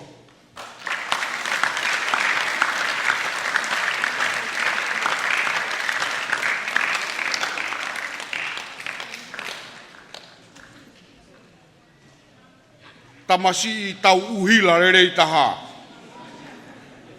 Rei mātu a wawau, tofoa, nofo i e funga mana mo ui. Wike lotu, whinau. Wangani manoa, ka me PTA. Ka mo stike.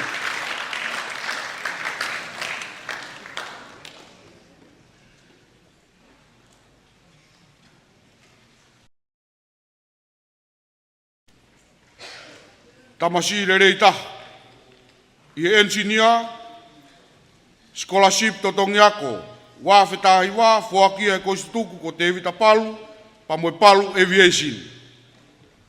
Rei mātua, wawau honua eua, nofo popua, mefi, fifita.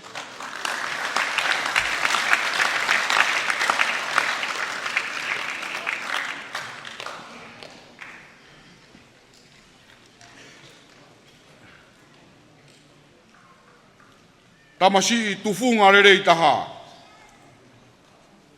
Whaki kia e scholarship to Tongiako, tau kakato i waftahi wā. Whaki kia e koistutuko te vita palu, pa moe palu aviation. Rei mātua, wawa, nofo e funga te re, Williami, Masila, Riutoro.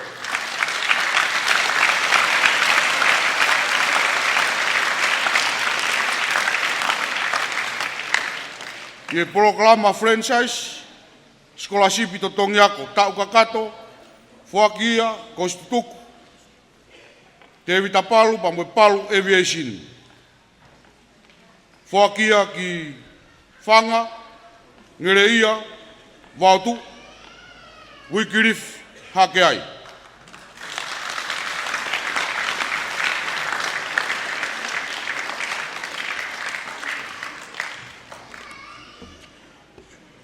Ik Fakalangilangi. Malo e whakoloa. Ngatanga ia e paremake. Uitunga wafta hawalu.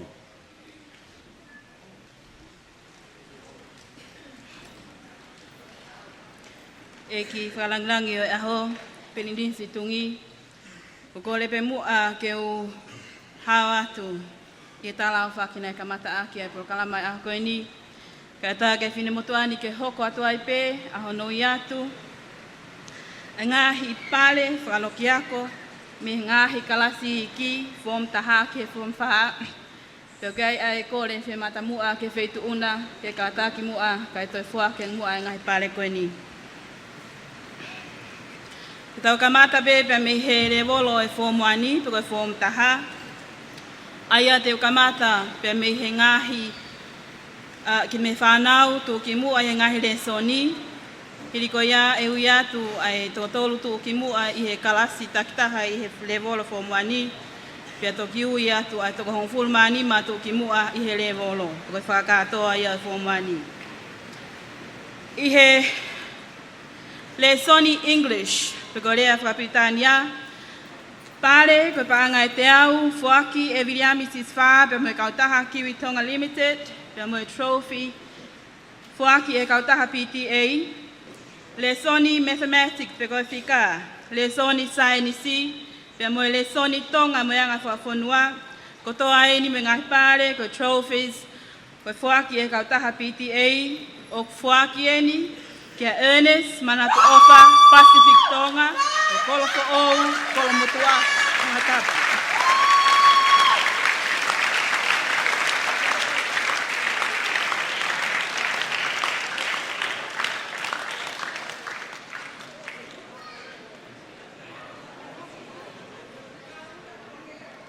ele soni lea whakatonga.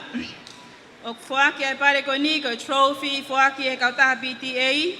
O mauia e Chand Anthony a Sisi Lawaki o awha kolofo o maufanga Tongatapu.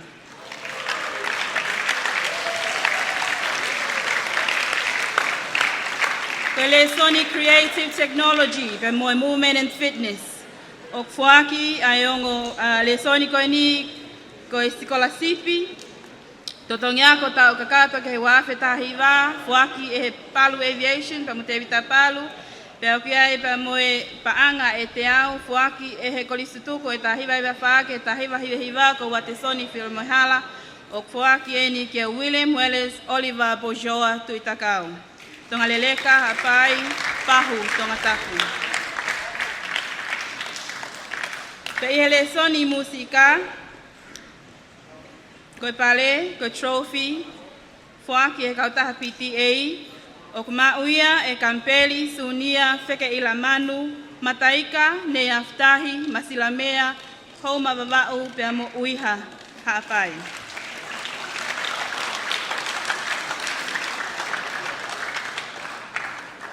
Ie fomu ania e pe. Na iai ai kalasi e nima ie fomu ani. Tawag na otolu e ni ai tokotolu tu kimua i ngahi kalasi takitaha ko ia. Ko Form 1H. Form 1H. Tolu e kalasi. Chand Anthony Asis Lawaki. Ni wafo wafa kolofo Tongatapu. Ko pale trophy foaki e PTA. Pua e Form 1H. O foaki e William Welles Oliver Bojoa tu itakau. Me tonga leleka hapai pahu Tongatapu. Ko trophy whapaanga e PTA.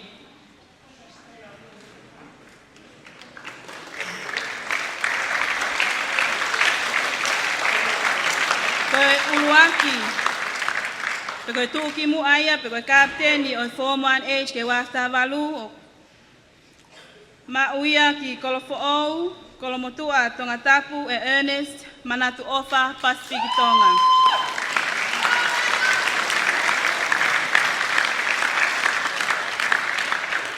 Ko Form 1I.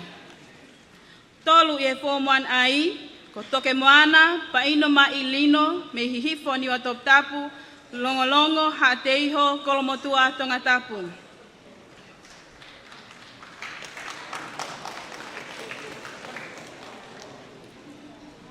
Ua ki he Form 1I, ko Paula ni Ukemi Junior Sime, me tuanuku, longomapu babau, utulau Tongatapu.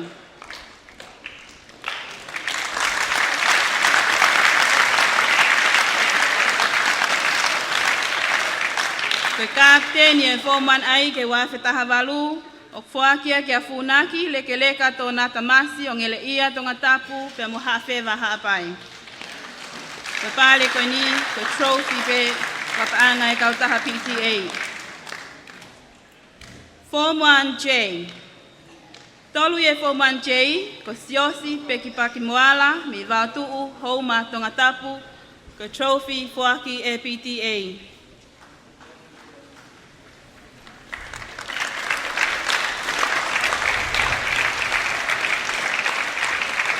Ua i e Form 1J, ko te evita wheloa ki tau, me kolofo ou, pe mo kolovai Tongatapu, ko trophy fuaki e PTA.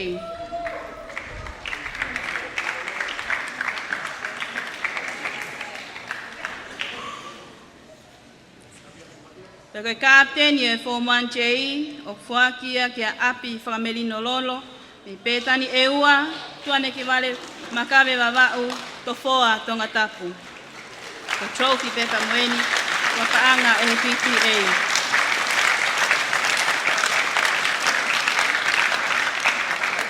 Form 1K. Tolu i Form 1K, ko Sakiasi Mateo takhelang lelei o feina meilangi whapulia me kotu uiha haapai petani ni wafo ou pe mohate ho Tongatapu.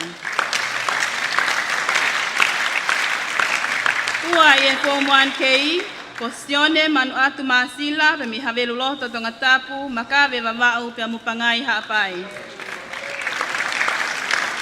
Koe kapteni o Form 1K ke wafta valu koe trophy kwa paanga e kautaha PTA o fuakia ki a seo sifa ko loa fufu Eugene alai toke toke whonohema o malapo makaunga Tongatapu.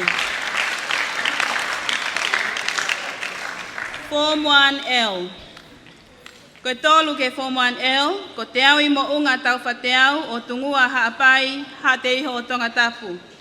Pale, trophy, kwa paanga e kautaha PTA. Ua I Form 1L, ko Luther Ratio Kalaniwalu Foriaki Lapu Aho, o fo'ui, fuamotu, waini Tongatapu, ha ano, ha fewa, mo unga one haapai.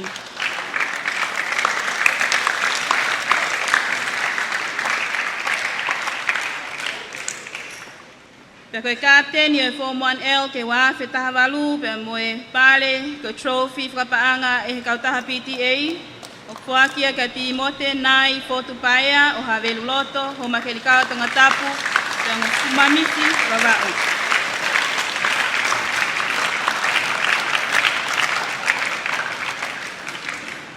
Te hoko atu ki hono ia tu a toko hongo fulmani ma tu ki mua o Form 1 level.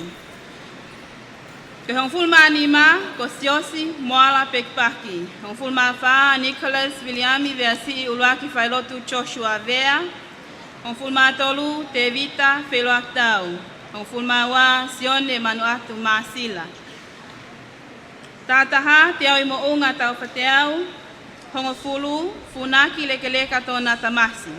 Hiva e Form 1 o siosifa koloa fufu Eugene alai toke toke whonohema.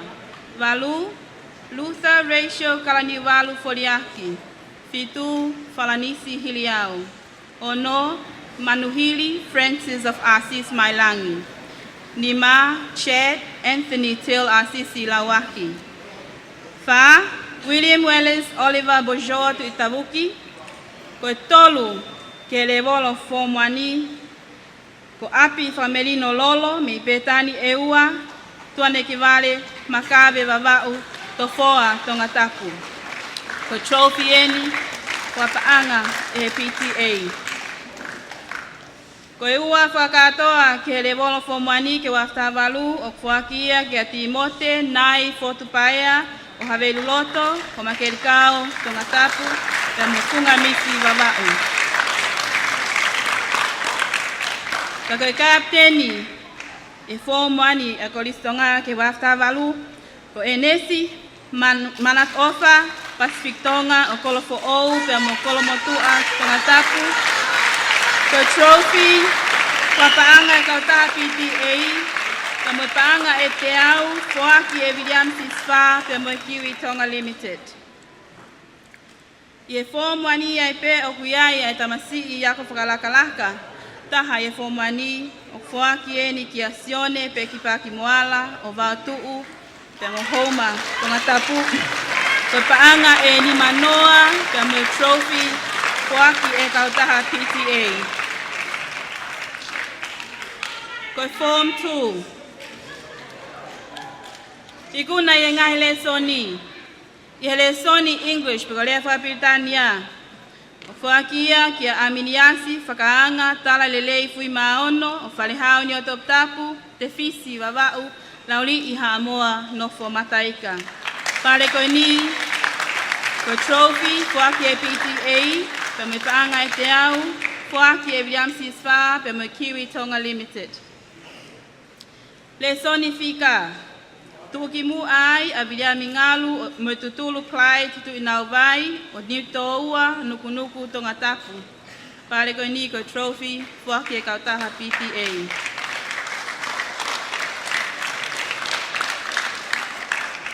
Lesoni sayanisi. O tuki mu ai a siope sesna tu iniua ngalu o havelu loto maufanga Tongatapu. Ko pale ko trophy whapaanga e kautaha PTA.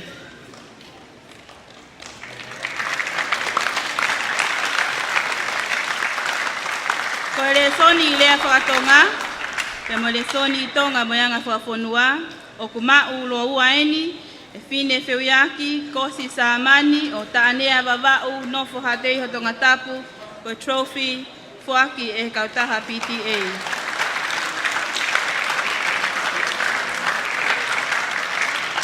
Ko ikuna ke le Sony Creative Technology pe mo pare ko trophy whapaanga e kautaha PTA pe mo scholarship to tongiako ke ta ukakata wa tahiva fuake te vita palu pe mo palu aviation pe mo pare paanga te au fuaki e he Kolisi tutuku ko wa te Sony filimo hala pe me ta tahiva hiva fa ke tahiva hiva o fuaki ke te vita ofa o koa babau kolonga Tongatapu.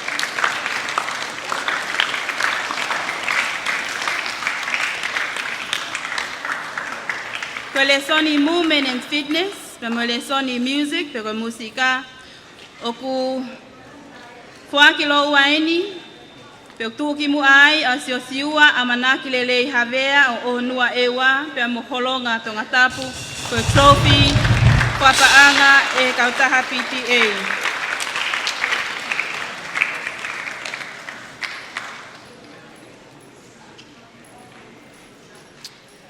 Te hoko atu ki ono ui atu, ai toko tolu tuki mua i ngahi kalasi o e fōmua. Pe e fōmua na ia e kalasi e nima. I e Form 2H. Tolu i e Form 2H, ko te vita ofa, pe me yokoa vavau, pe mokolonga Tongatapu, pale, ko trophy, whapaanga e PTA. Ua i e Form 2H, o whakaana ua me wailahi ki Sainai ki Sione Junior Tangimana, me wharehau niwa Tongatapu, niu tō ua Tongatapu.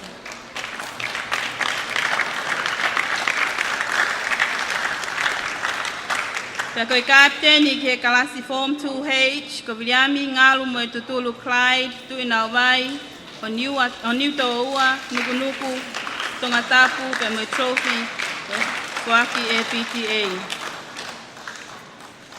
Form 2I. Tolu i e Form 2I, ko Josiah, Viliami, Fine Feuiaki he wau kakala vai tohi, o la vengatonga, mai le taha, fasi moyafi Tongatapu.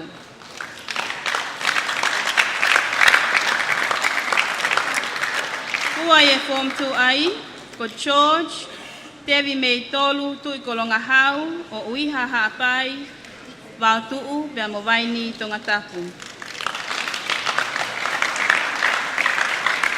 Koe captain i e Form 2I ko Poasi o wha i mei langi tonga wha hefa utulau Tongatapu.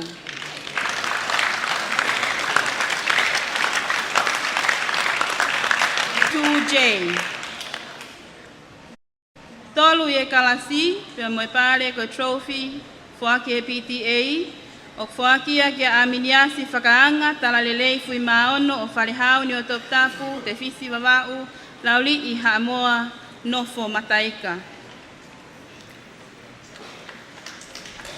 Ua i he Form 2J, o fuakia kia siope, Cessna tu iniua ngalu, o haveluloto, ma o whanga Tongatapu.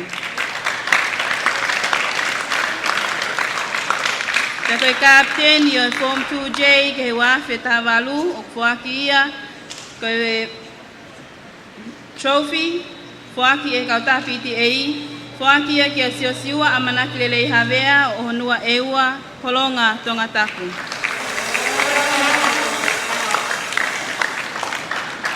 Form 2K.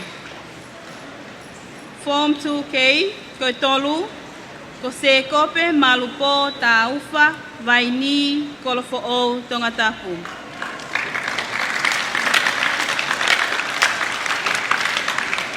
Ua i e Form 2K, ko Sione Evangelio a Aisake Fakaafe, ngele ia hawakatolo Tongatapu mo petani eua.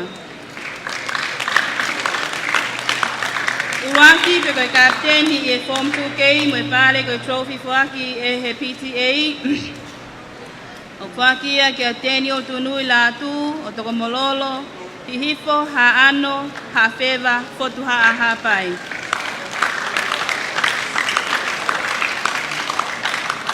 Koe Form 2L.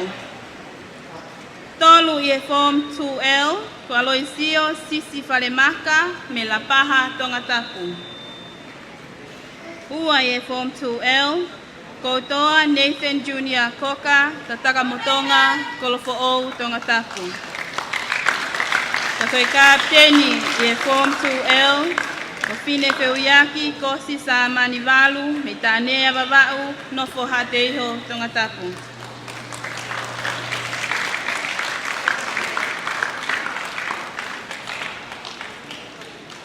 E Form 2, ko toko hongo full mani matu ki muaini i kotoa o formua e Kolisi Tonga.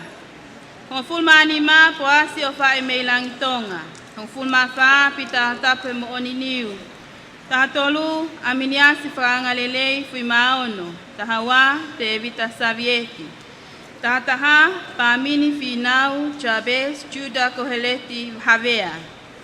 Hongo fulu Venilaite o peti halakinikini tahavalu havea.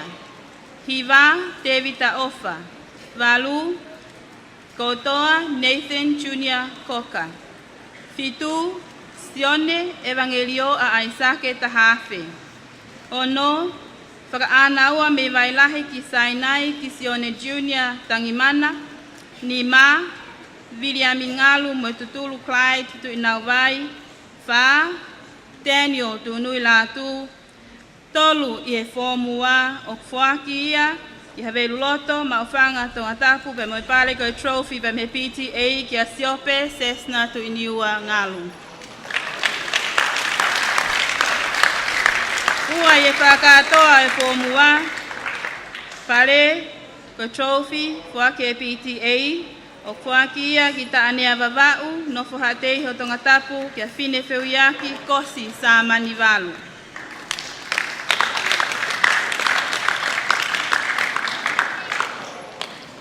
Koe ako, koe kapteni pe tuki mua i e formua, o fuaki ia ki a siosiua a manakilelei havea, o oho nua eua, holonga Tongatapu.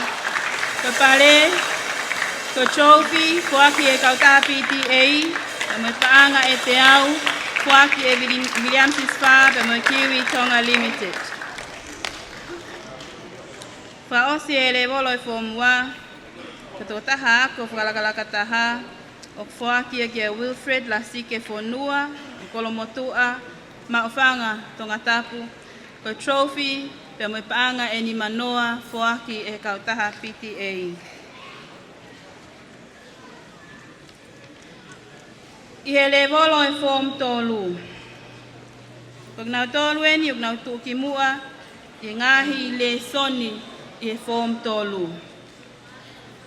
I he English, pe ka lea whapilitania, pe mo le soni historia, o ke aia e pare ko trophy whapaanga e he PTA, pe mo paanga e te au, fuaki e William Sisfa, pe mo kautaha Kiwi Tonga Limited, o fuaki ia ki a Howard Liesel alepina i veiuto Tonga Fasi o kolofo ou pe mo whangaloto Tongatapu.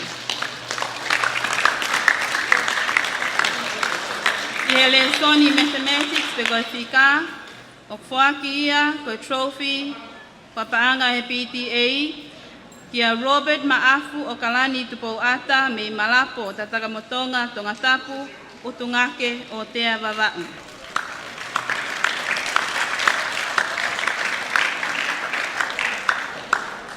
I he le soni sayanisi, le soni accountingi, le soni ekonomika, pe moi computer, ko toa ni ko ngahi pale ko trophy, fuaki e kauta PTA, o ku fuaki ia, kia tevi tamanu o niu toua Tongatapu, haafewa haapai.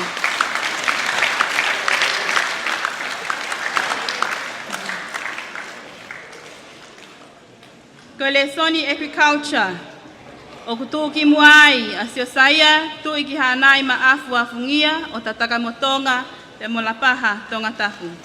Pale ko trophy fuaki e PTA.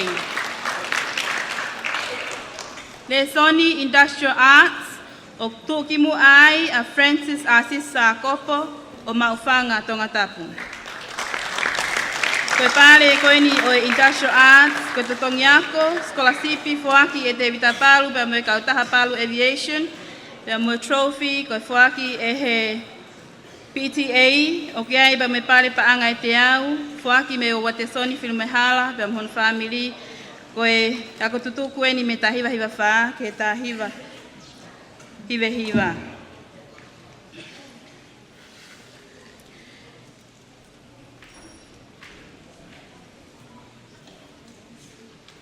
Ie le soni lea whakasia pani, pia mo le soni sio karafi, o kutuki mu ai a hei muri liki afu o petani eua, Port Vila, Vanuatu, pia mo nua lei Tongatapu.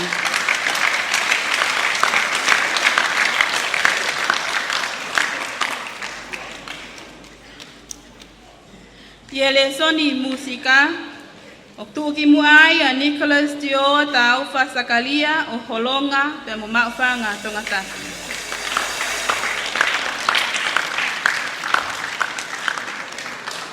Kele soni le whakatonga, o fuaki ai kuna kia tonga lawaki o niwa fo'ou a wha e weiki maufanga Tongatapu.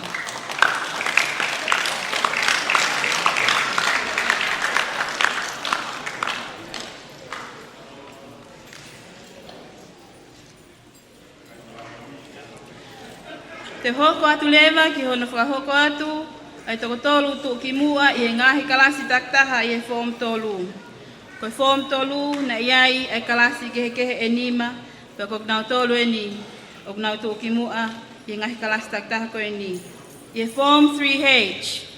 Koe tolu ke form 3H, palau si whiri lava o lakai o ohonua eua, pe mo kolofo ou fo ui Tongatapu.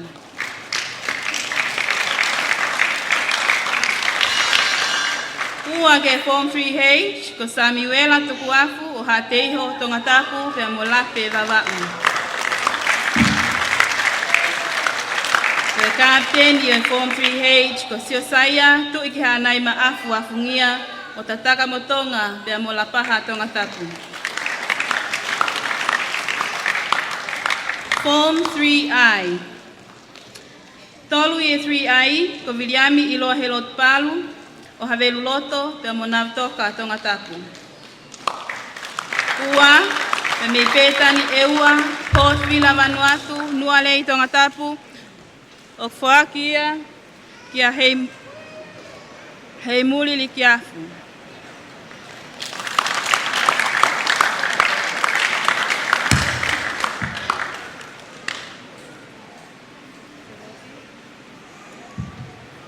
Pe koe kapteni ke form 3I, o whaakia kia te vita manu o niu toua Tongatapu, ha whewa ha pai.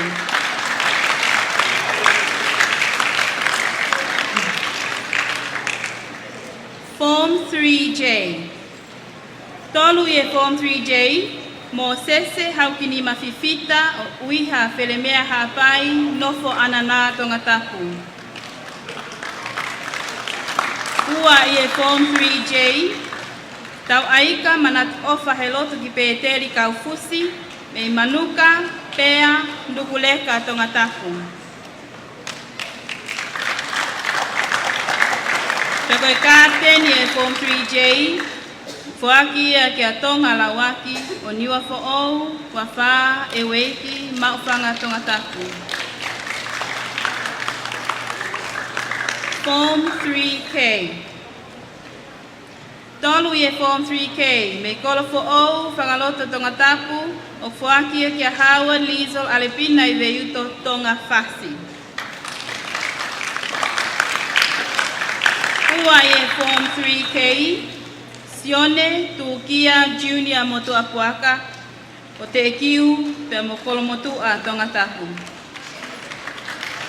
Te koe kapten i e form 3K, o fuakia kia Penny J.F. Kata, soko tau whahau, nua lei Tongatapu. Form 3L. Tolu i e form 3L, ko Michael Kennedy fo lau hola i wahanoa hiki la, no fo Hateiho Tongatapu. Ua i e form 3L, ko Heneli Moria, pe me i popua, pe mo vaini Tongatapu. Ko i tūki mua, A Form 3L o kuakia kia te vita tui mo ala fuka, pahu, kolofo ou, kolomotua, Tongatapu.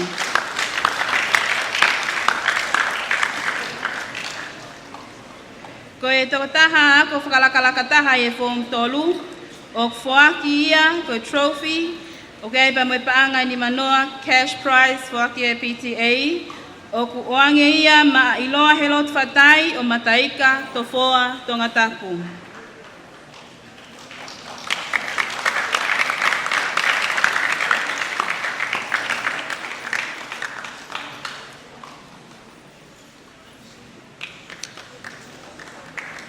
Ko kina tolu eni, ai toko hongo fulu mani ma tuki mua I he le volo o e Form 3. Hongo fulu mani ma William iloa helo tupalu. Hongo fulu ma fa se o eli le ataua se vale aki. Ta tolu lau sii fili lava ulakai. Hongo fulu ma wa Samuela tukuafu. Tahataha talaki vava ufili. Hongo fulu heneli molia. Hiva tau aika manat ofa helotu ki peteli kaufusi. Valu, te vita tu imoala fuka. Fitu, Howard Lizol Alepina I veuto tonga fasi. Ono, Sione Tugia Junior Motua Puaka. Nima, tonga lawaki. Fa, Siosaia, tu ikihanai maafu wafungia. Tolu ke levolo e Form 3 ke wafe tahavalu, o fuakia ki petani eua, Port Vila Vanuatu be monua lei Tongatapu kia heimuli liki afu.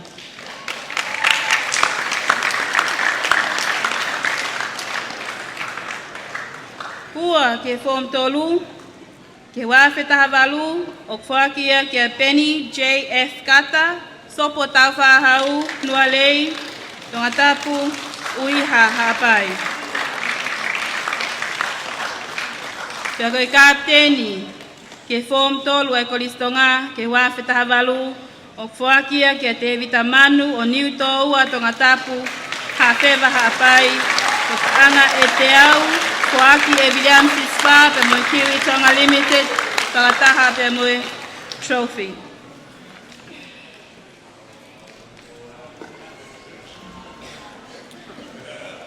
Koe Form 5,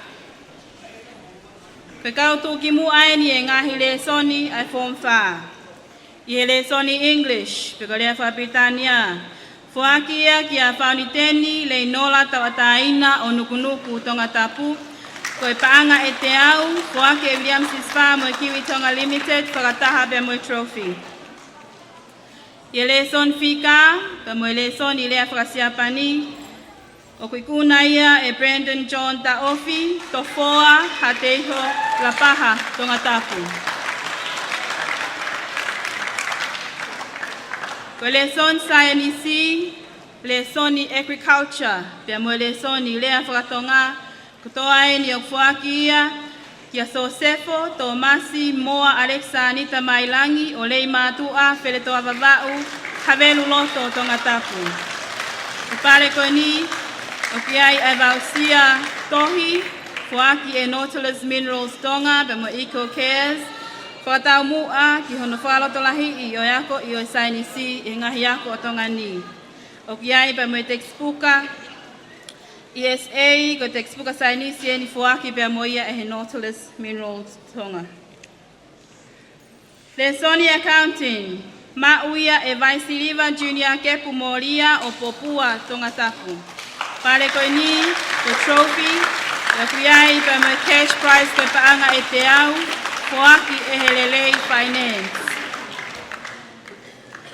I e le Sony computer, le Sony siokalafi, pia mo le Sony historia, o ku fuaki kotoa ai kuna I ngai le Sony koe ni kia Eric Laume, o fua a motu Tongatapu, potua haapai.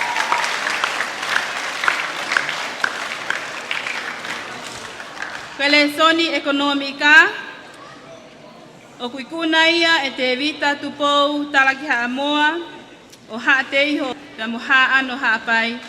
Ko pare koe ni ko trophy, whakataha mo cash prize whaaga e te au, whapaanga ia e helelei finance.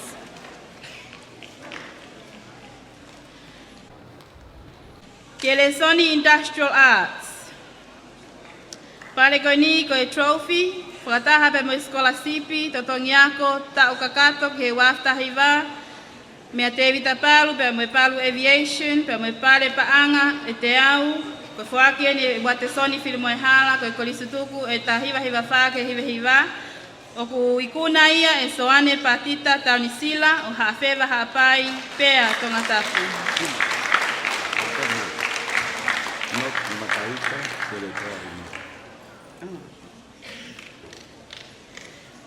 I hele soni musika, o kuikuna ia e mateakili oa he lotu, paia e Stanford tuineau, niu tō ua Tongatapu.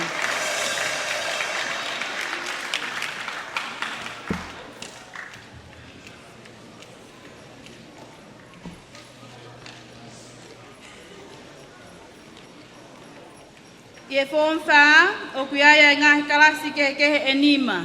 Tako dau tolu eni ai tako tolu tu ki mua e ngahi kalasi ko ia. Form 4H, ko e tolu. Whakia ki whaleloa haapai, o koa wawau to whoa Tongatapu ki a siaosi fisilau fifita. Ua i e Form 4H, me whasi moiafi, whahefa Tongatapu, te evita, Fakaafe, niu mata e walu Tongilava.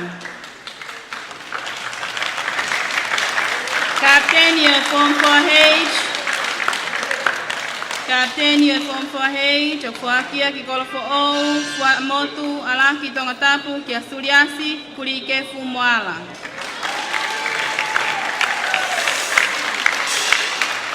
Form 4I. Tolu i e Form 4I, o ma uia ki nukunuku, pa mokolovai Tongatapu, e hekso fifita.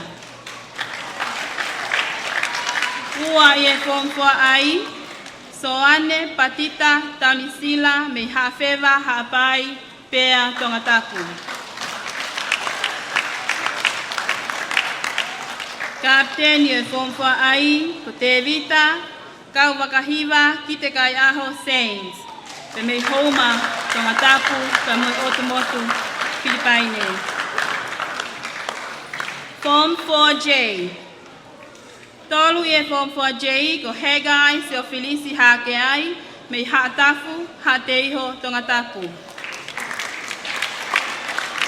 Ua i e Form 4J, whakia ke talanoa talia uri, lei mātua wawau, niwa fo ou, kolofo ou, nofo i Atele. Koe kapteni ke Form 4J, ko Sosefo, Thomas Moa, Alexanita Mailangi, te mei wheletoa, lei mātua, haveru loto Tongatapu.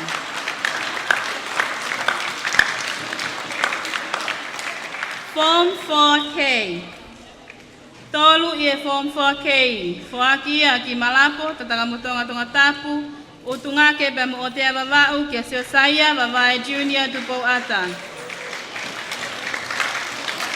Ua i e Form 4K. Mei topoa, ha te iho, lapaha Tongatapu, Brandon John Taofi. Kapteni ki e Form 4K. Te evita tupou talaki haamoa o ha te iho Tongatapu pe mo haa ano haapai. Form 4L. Tolu e Form 4L o ku whakia ki a Havea Leone o la paha pe mo folaha Tongatapu. Ua e Form 4L. Mei no muka hapai, talafo ou, nukuleka, whangaloto, homa kerika Tongatapu, whakia ki a sione vaya, hui tawangaa ulupano. E koe kapteni e Form 4L, o whakia ki a Eli Klaume, o Fuamotu, Tongatapu, pe mo fotua hapai. Koe tokotaha, ako whakalakalaka i e Form 4, o whakia ki a makaneti, paia o kalani mafi, o tungua, fotuhaa, kotu, koloa, hawhewa, nofo i Atele.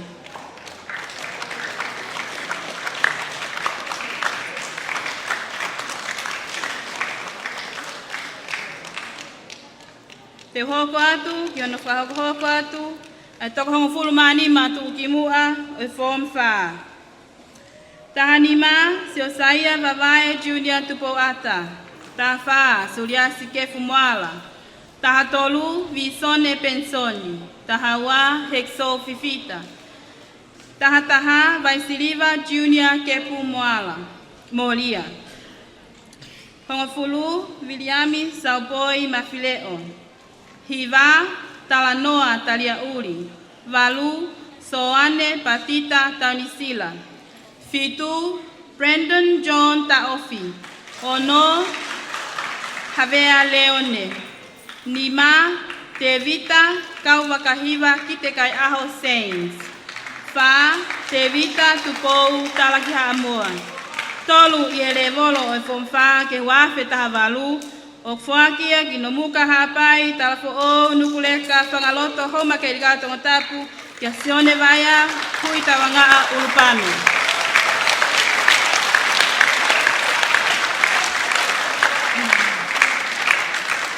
Ua ke levolo e Fonfa ke wasta valu fuakia kia Josefo Tomasi Moa Alexanita Mailangi Lei Matua Peletoa Moko Havelu Tongatapu.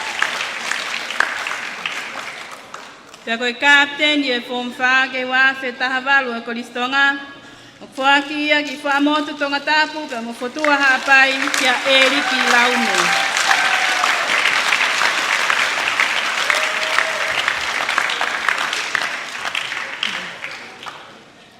Eiki Fakalangilangi tama ko Tungi. Whamalo atu e whakoloa. O hono fuaki e ngahi pare koe ni ke ngau e whalokia koe tau whanau. Ke fonta ha ke fa.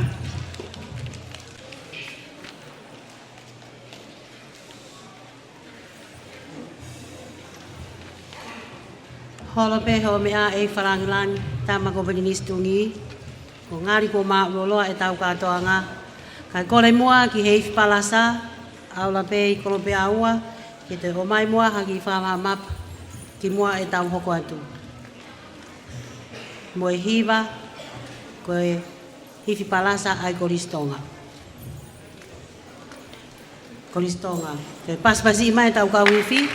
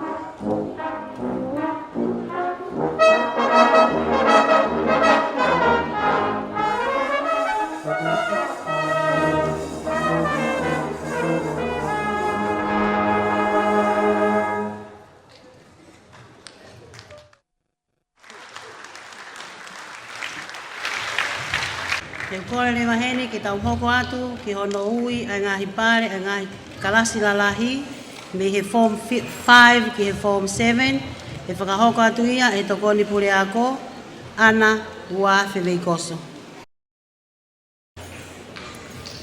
Holo peo mea tampinis Tungi, pea kōkole ke hufanga pe mo i he whātapu, kua osi ono au whaki, ka tā mo ke whenga mālia koe ni ke whahoko atu, ai kau tuki mua taha i api ako, i kalas lalahi, pe koe form nima, ono pea moe fitu. Ko toi kolfa mole mole pe, ke matanga, ka umai ngahi mātua, ko hiko e ngahi whatongia pea moe aho anea whina na e aho mālolo, o koe pe ai ki cash prize pe taha, te ke tok sio hifo pe ki ho envelope, o tok mau ia pongpongi, ko uhi, ko ngahi whatongia ko hiri. Ko e form nima, toko te au tonga fulma tolu, o ki ai form nima e wha, na nau to'o ai le soni e hongo fulma nima. Ko e kau tuki mua taha eni, i he ngahi le soni.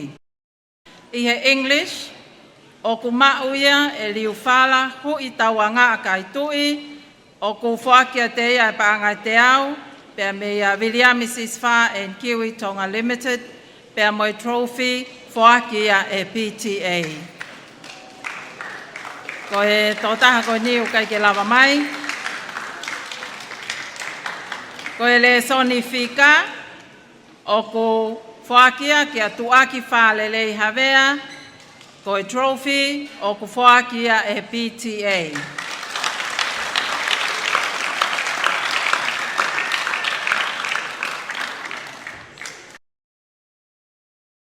Ko e le son sainisi, o ku whakia ka vaini koloselu o matai ka vavau, lo whanga, whale loa hapai, ngele ia vai ko puna Tongatapu, ko trophy whakia e PTA, book voucher, whakia e Nautilus Minerals and Tonga Eco Care Science for Science textbooks.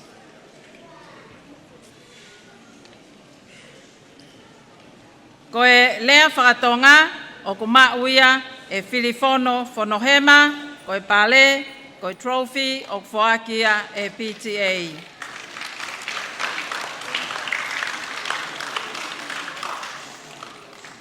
Ko e le soni accounting, o whakia ke ni wafe tākai, ko e pale, ko e paanga e te au ni manoa, pea mei he lelei finance, pea moe trophy whaaki e PTA.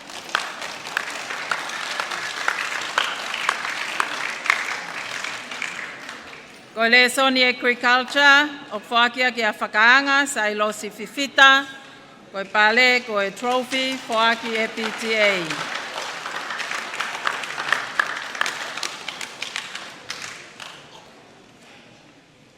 Ko le soni computing and ICT, o whaaki ia ki a petelo sa nele kata, o folaha longo teme Tongatapu, whataha moeni ai le soni ekonomika, ko tokotaha tuki mua taha ni le soni ekonomika, o ku whaaki te ia ai trophy, pea me he PTA, pea moe paanga te au ni manoa, me he lelei ufi finance.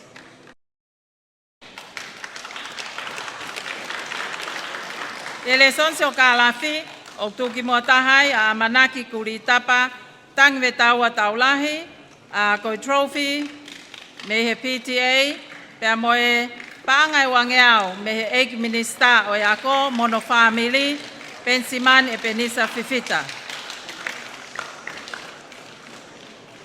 Ko le son historia, tuki mua tahai, a Andrew Harris Ron Moore Jr. Lausi, ko e trophy whaaki e PTA. Ko le son industrial arts, o tuki mua tahai atu ak whalelei havea, o ku iai a scholarship kakato tau kakato ke wafe tahiwa whaaki e David Palu and Palu Aviation, trophy whaaki e PTA.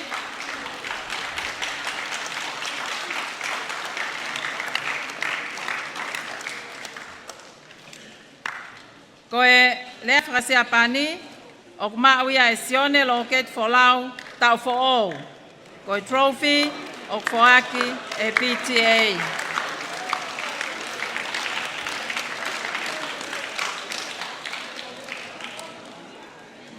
Ko le soni biology, o foakia ke siaki ofa ki moana roi tu iono le ava junior masalu.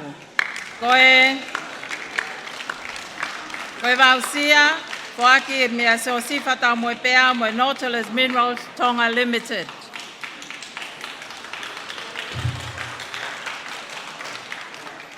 Ko le son musika, tuki mo tahai ko lolohea, mafle o fonua, o trophy, foakia e PTA.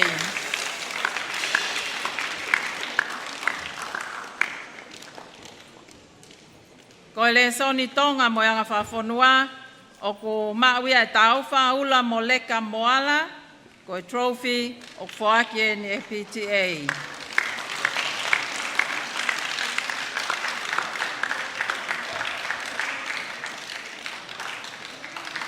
Ko e kalase wha kone form nima, ko e ka utuki mu aine toko tolu i e form class ko toa pe. Form 5H. Ko e tolu, ko Raymond, tanu, vavaso a kau ola, ko e pale, ko e trophy, ko aki e PTA.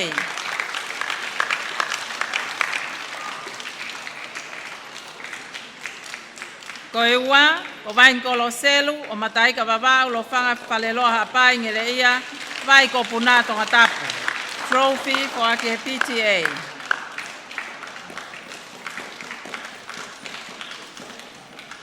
Ko tūki mua taha i e Form 5H, o kumauia e petelo sanele kata, ko i trophy o whaaki moen e PTA.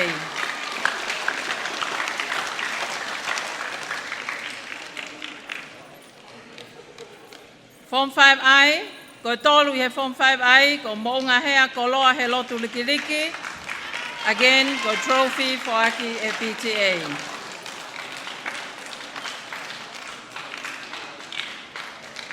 Ko e ua i he kalaskoni, ko siaki ofa ki moana roi tu iono masalu, ko e pale eni o whaaki e PTA ko trophy.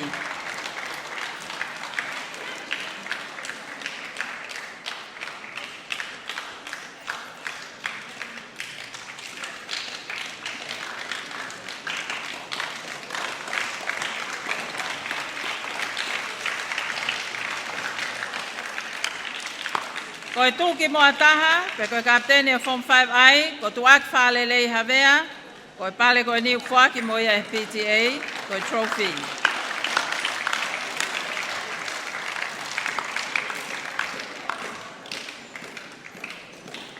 Form 5J, ko e tolu i Form 5J, Damien Vea Junior Shaft. Ko e pale koe niu whaki pe moia e PTA, ko e ua i e Form 5J, ko Siosaya Junior Manakofua, ko e trophy o whaak moine PTA.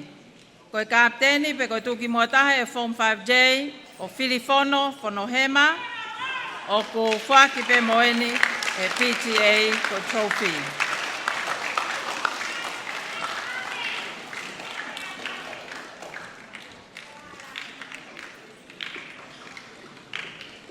I e Form 5K, Form Nima Whamuimuia ni he Form 5, ko e tolu i he kalasi, o whakia ki a whakaanga sa ilos fifita, ko e pale ko e ni ko e trophy, whaaki pe moia e PTA.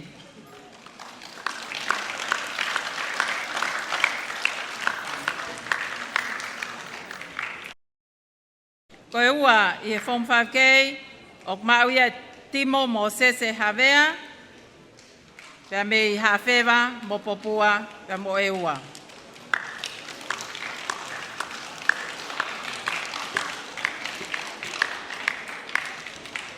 Ko e tūki moa taha i he Form 5K, o maui e Daniela Havea he ofa fiu, ko e pale ko e ni, ko e trophy, whaaki e PTA.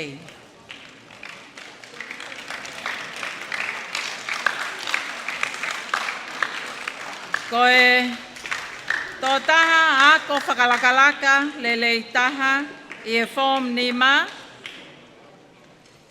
o ko whaakia ki a whakaanga whiwhita o nukunuku pia mo vai ni Tongatapu. Ko trophy whaaki e PTA.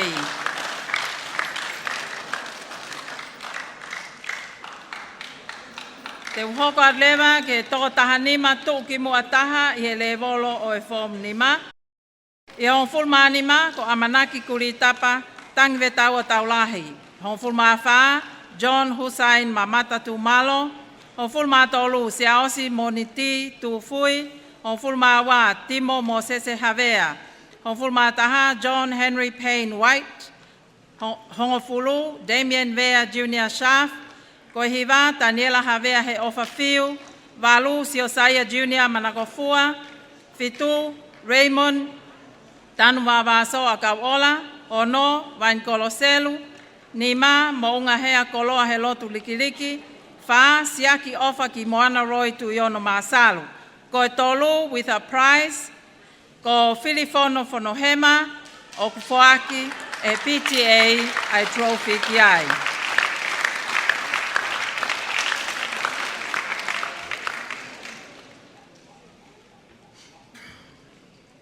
Ko e wā, pia moi trophy foaki e PTA.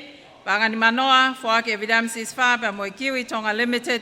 O foaki a ka tuak wha lelei Havea.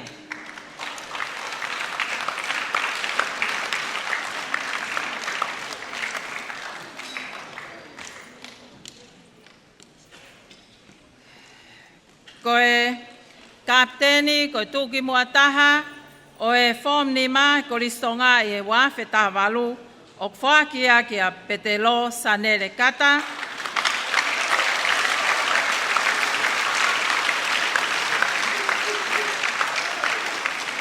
O panga te au, whaakia William Sisfa mo Kiwi Tonga Limited, pia pehe ki trophy whaakia e PTA. Te tau hoko at lewa ki e form mono. Form mono, nai toko walu fitu, ko e le soni hongo fulma fitu, na nau to e filia e whanau koe ni. Pia te whahoko at pe a kautuki mua taha I ngai le soni. Ko English. O mau e ki nukunuku kolo vai, tariha wawau, sa lesi mo ofisi tui nau vai. Panga te au cash, donated by William Sisfa and Kiwi Tonga Limited, peheke trophy for Aki e PTA.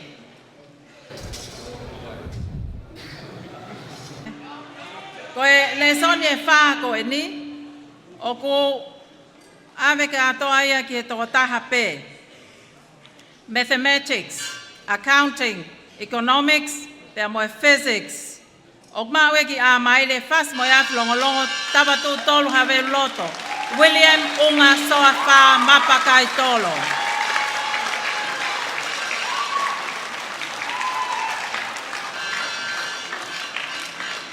Koe pale accounting pe mo economics o whaaki taki paanga I wangeau e lelei ufi e lelei finance. Whaataha ngai pale koe ni pe mo trophy. Whaake e PTA. Mo book voucher o maia he Eco Cares for science textbooks. Pea mo level 3 physics textbook. Katake o paspasi mai to taha koe ni.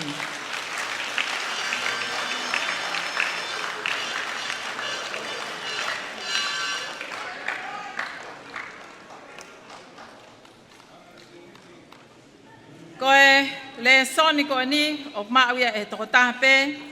Le son si o ka alafi, ka umaa ai biology. O mauia ki matuku ha whewa, tu ngua ha pai, tu anekwani, ofu vavau, ha te iho Tongatapu.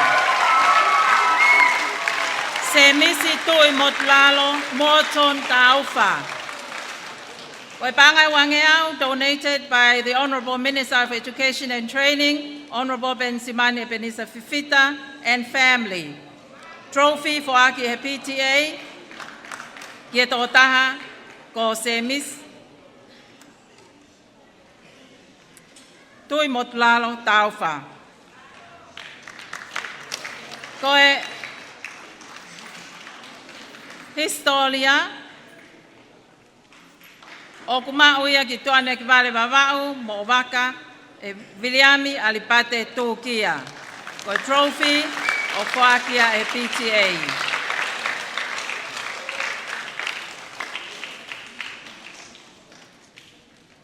Ko lesoni agriculture, o mawe ki mataika vavau, lo whanga whaleloha apai, ngele ia vai ko puna Tongatapu, e Simone Kaluseti Selu, pea moi trophy o whaakia e PTA.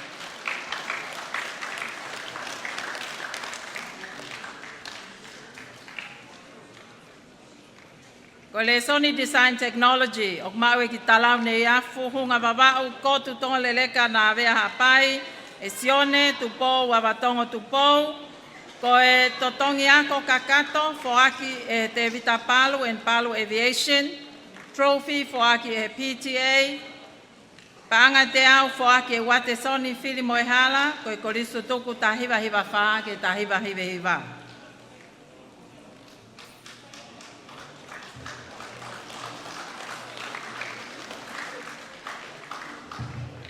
Ko ICT and Computing IP, o ku foaki moia ki Viliami alipate tukia, o tuane ki vale, mo waka vavau, ko trophy, o foaki pe moia e PTA.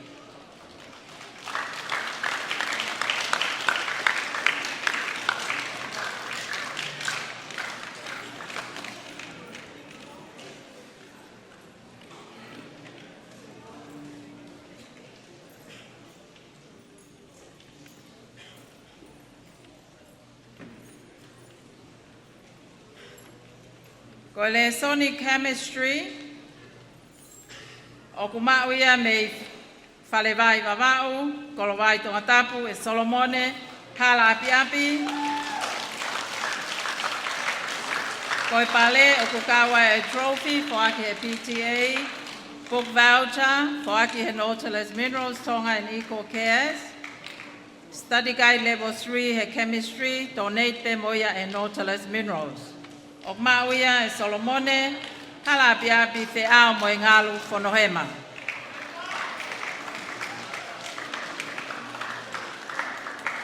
Ko e le Sony Siapani,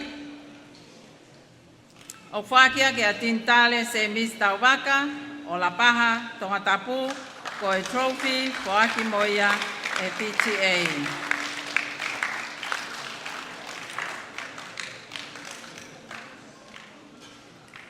Ko le Sony Musika, o tuki muatahai a Paul Chris Tabakensau Namoa, o te kiu, kua motu, ko PTA trophy me foaki.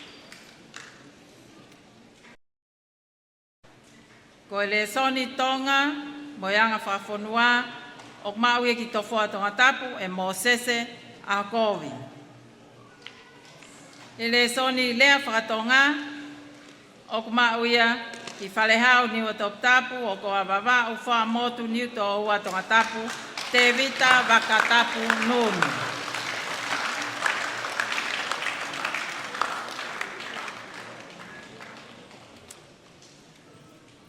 Ko le Sony Whaosi Development Studies, o tuki moatahai, a whatanta wake ha ano tuku he Lopaukamea, o koa motu Tongatapu, trophy for PTA. E Fakalangilangi na tolu e whaomono e Kolisi Tonga e wawhita walu. Ko e tōtolu tūki mua taha pēni e ngai kalasi taktaha. Form 6H, ko tūki mua taha e, o maui e ki nukunuku, kolowai tari hau wawau, sālesi mokofisi tui nau vai. Ko e pale, ko e trophy, ko akia e PTA.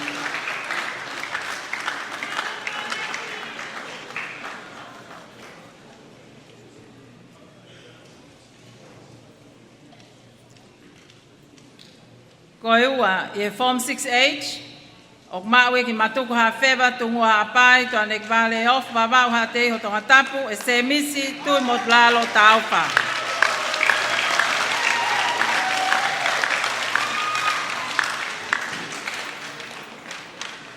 Ko uloaki e Form 6H, o mawe e William unga soa wha mapakai tolo, a maile fas moia flongolongo, tawa tu tolo ha veloto.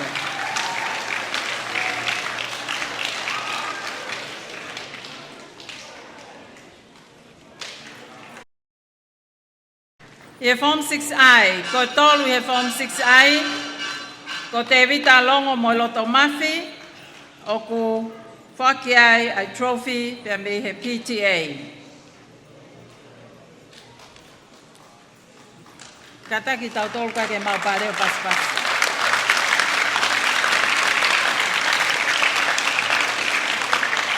Ko e ua i Form 6I, ko Simeone Whaingaa, me i whaleloa hapai, mo kanoko Tongatapu.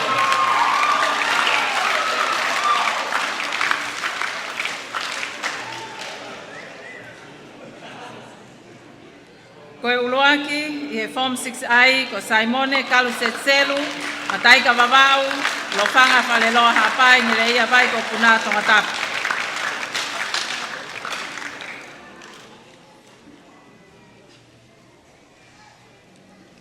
Ko mono whaosi Form 6J, ko e tolu i kalasi ko Solomone halape apfonohema me i whale vai vavau ko lo vai Tongatapu.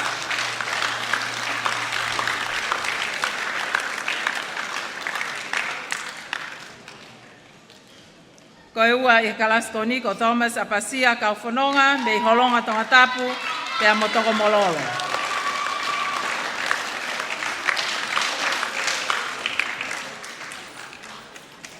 Ko e uloaki i Form 6J ko Viliami Alipate Tukia o toa nek vale vavau te amo o waka.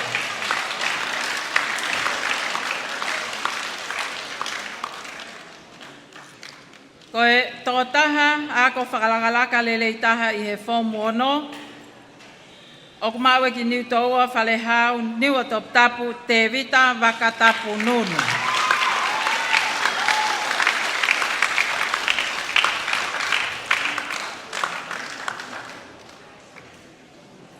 Ko e toa hong fulmani ma tuki mua taha ni e Form 1 ke wafe tā walu.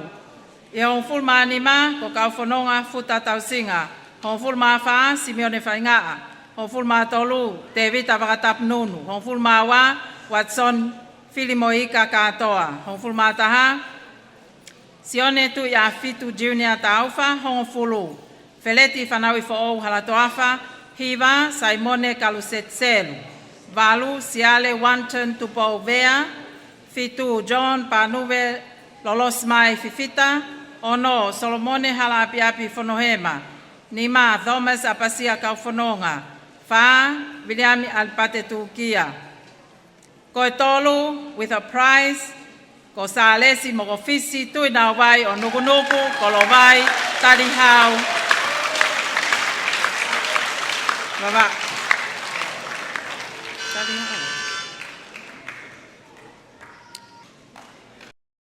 Ko iwa, ko se misi tui mot lalo taufa, pe mi matuku hawhewa, tungua, pai toanek vale of vavau, a te iho Tongatapu.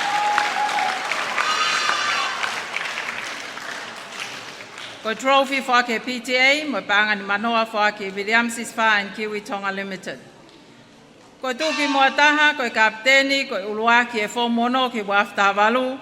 O maui ki a maile fas moya filongolongo, tawa tu tolu habe loto, William unga soafa mapakai tolo. Ko e pale, o kiai pangateau, whake Williamsis Far and Kiwi Tonga Limited, pia moe trophy whake e PTA.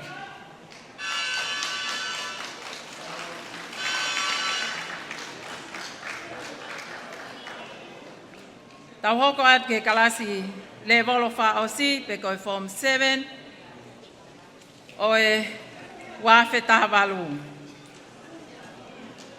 Ia e le soni e hong fulma anima, na e fili mea e whanau koni, toko tolongo fulma fitu. Pea te o atu pe a kautuki mua taha i ngai le soni taktaha. I e le soni English, mauia ki utungake vavau, moha atafu, mataika vavau, ofa sitaleki mounga.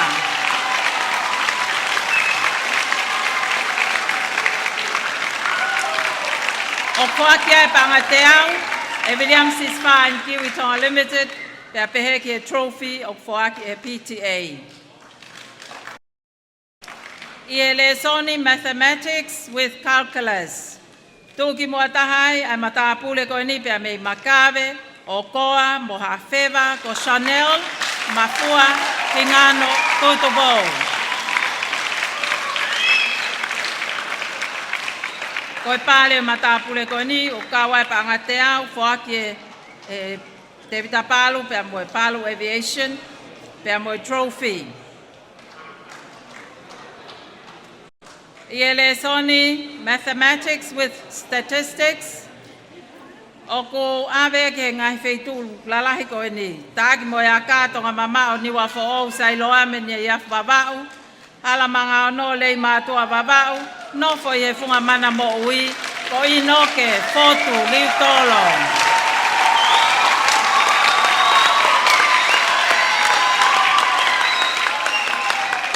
O whake te ea trophy e PTA, pia moe panga te au whake William Sisfa, pia moe Kiwi Tonga Limited. Eik Fakalangilangi, koe pale koe ni o koko, o ku iai hono ki pui pui tu, a ko kolfa mol mol pe kau whahoko atu. Koe pale koe ni o whake whakatau mau pe, koe tau en hono hongo fulu mahiwa, 19th year, hono whaki o pale koe ni ki ele soni biology. Whakia e he whamiri koni o whangwhang mana Latu, koe Kolisi tuku, nai hou mai ke Kolisi i he tahiwa ni manoa mo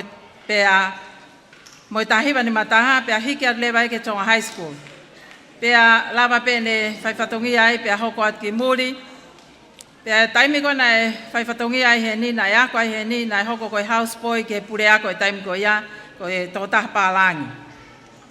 Pea nai ako ai ki he tō e Vestapolo, pea tupu ai ene manako ki he ngowe, o ko hoko ai ene manako ki he ngowe, o ku mea e tako toa i tongani.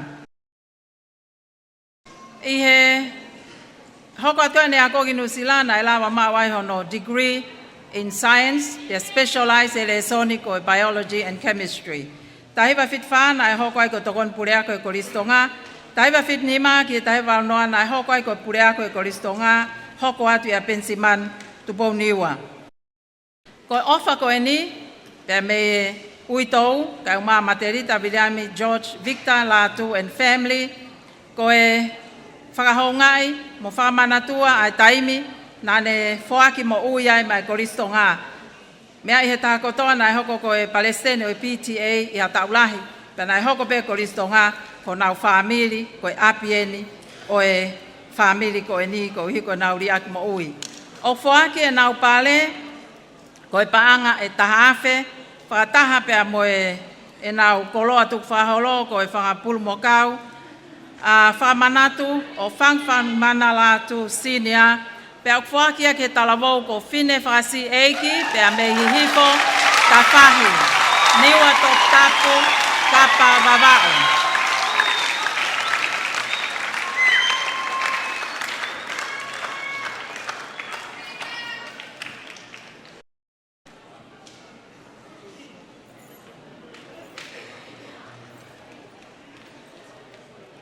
O kui hen fo ke ai witou, li sia Latu kai o maasi whakamopuna ke whahoko mai ai ofa koe ni.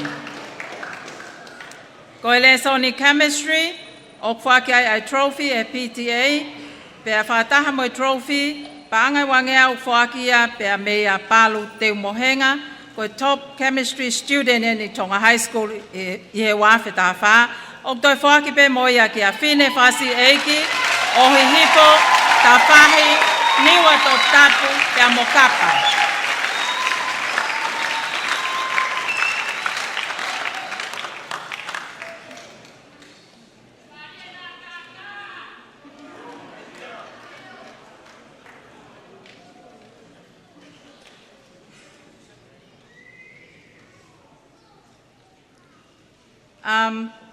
Koe le soni physics, o ma uia e inoke fotu riu tolo, pea me taaki moiaka tonga mama o niwa fo'ou, ne ak babao, hala maa no babao.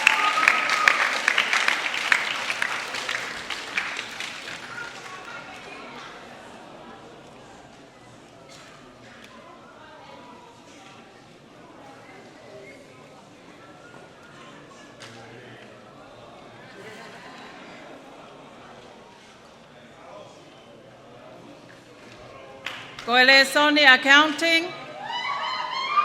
Ko pale ko ni o whakia he Elias lele ufi and lele finance. Ko paangai tolngeau whataha pe mo trophy.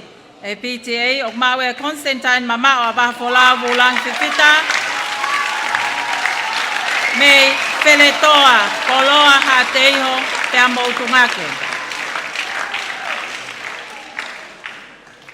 Ko le soni economics o toi whaaki moia ki a Constantine mama o abaha folau bulang fifita.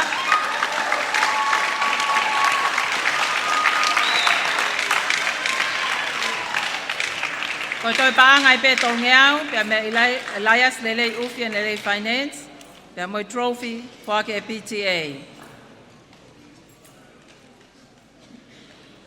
Ko le soni historia o ku whakia ki tawhahe niwa top tap whele mea hapai pe moha teiho ki a Milton no tisi Kirioni.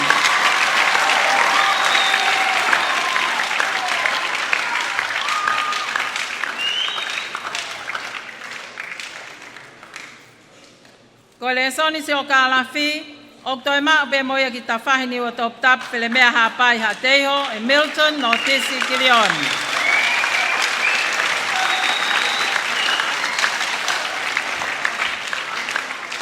Koe pale paanga wangeau, whakia e eknista o yako, mo yako ngawe, pensiman e penisa fifita, whatah pe mo trophy, whakia e PTA.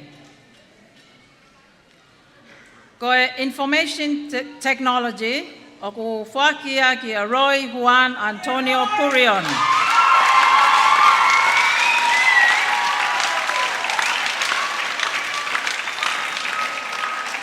Pea me Campania, Napoli, Italy, New Toa, Fahefa, Tongatapu. O ku whaki ai trophy e PTA, pea moe ia koe pale ia whaki e PTA. Koe le soni agriculture, whamoremore e Fakalangilangi, koe le soni agriculture o whaki e Fangfang mana Latu senior, ko biology o whawhakia, i tauni o whawhakia e Fangfang mana Latu junior. Ko e tamai o eiki, na e whaiwhatongia tō nunga e Kolisi Tonga, pe a hangepe ko ne tangata eiki, na e hangepe Kolisi Tonga ko hono api. Na e maukaunga ngā aue, mo e tamai o eiko ni, ia ngai tau na e hoko ai ko e HOD, i science, ki mua pe hokoat ki Babau High School, foki mai ki he USB pe ana e si pekia i he konga ki mua o e tauni. Oku toi whamanatu pe e family o Fangfang mana Latu senior pe mo junior, aki ai paanga e Fakaafe, pe a mo e pulu mokau, whakia pe mo Ofalahi, me ia Matelita, Williami, George, and Victor Latu, and family. Oku toi whaki pe mo eni ke Roy Juan Antonio Curion.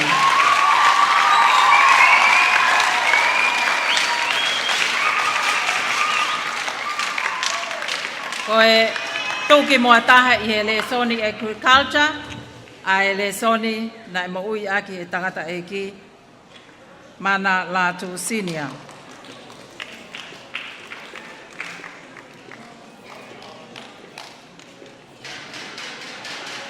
Ko le soni tourism and hospitality, o whaki pe moia ki tawhahi ni wa top tap whele mea hapai ha teho, Milton no tisi Kirioni.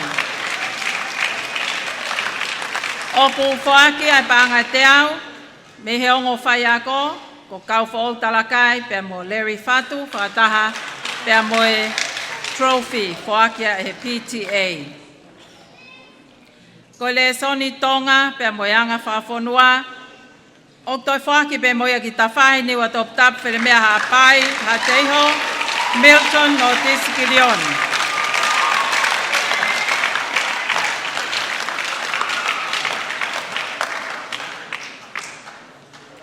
Ko le son whaosi, le son I lea whakatonga, o ko whakia, kia mafto ki mana mo ui, Viliami lutua afono o holonga babau havelu liku hateiho.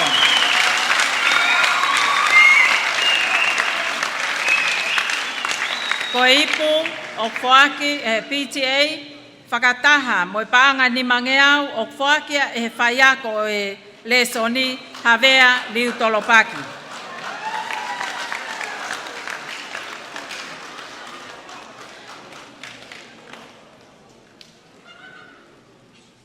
Na e ua ai kalasi kon form class o e wafe tahavalu e form fitu.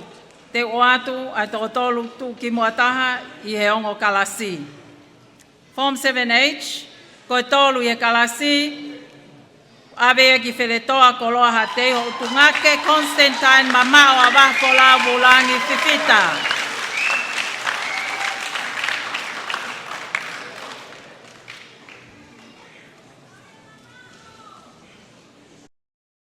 Ko ua i he Form 7H, o toi mape moin ki ta whahi niwa top tap where mea ha pai ha teo, Milton no Tisi Kirioni.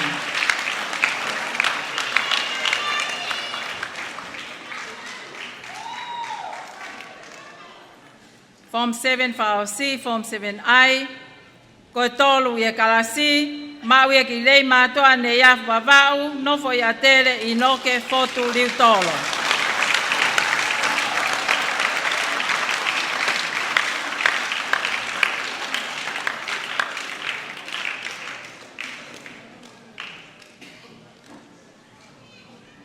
Ko eua i he kalasi, o maue ki tofoa na toka, sa paata ni wafo o puko tala hapai, feto ufuka akau. Ko pale ko ini, o koaki peia, e PTA.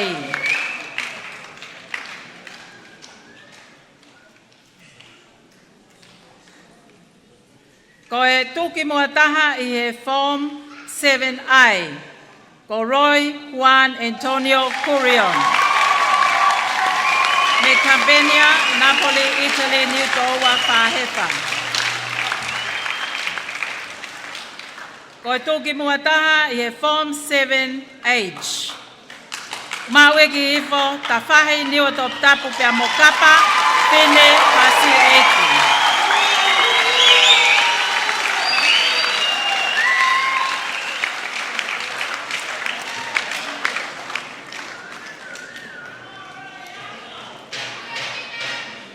Ko tō taha, ako whakalaka lelei taha, i he wafe taha walu, o whakia ki a sona Tanelangi, o ha te iho mai ni pia mowhele mea.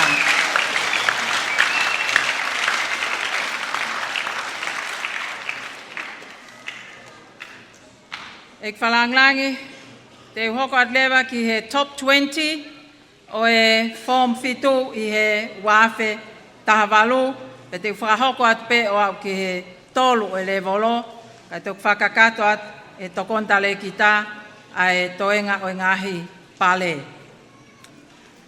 Wanoa, Chanel mafua hingano tuitupo. Honful mahiwa, ngalu whakaofo.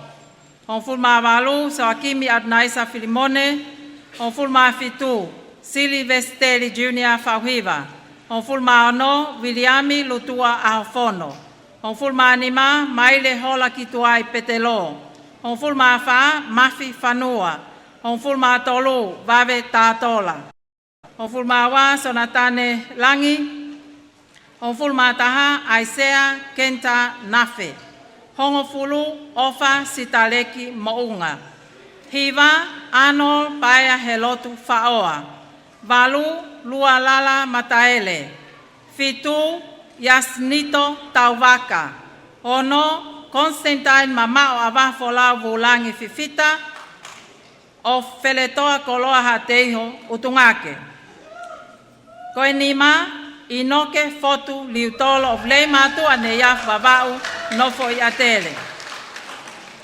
Koefa, Milton no Tisi Kilioni of Tafahi niwa Tongatapu Felemea hapai hateiho. Koe tolu, peaguaiho no pale, O whaakia e Kiwi Tonga Limited, ko paangai wangeau, whakataha pea Moimoi trophy.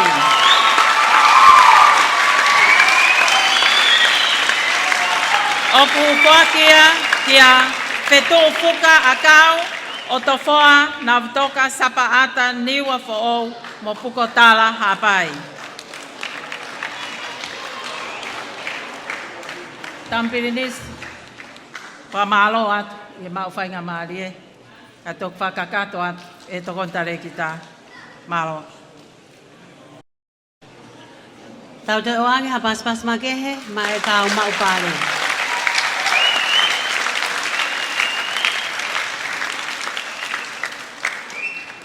Kore he ni ki hif palasa, ke o mai ha tau ki whakameite whakaosi, ki mua ono whakahoko, e he tokontare ki tā, ai ngahi pare tu ki mua o e apiani. Paula pei, korope au. Paspasi, ai te reo lahi.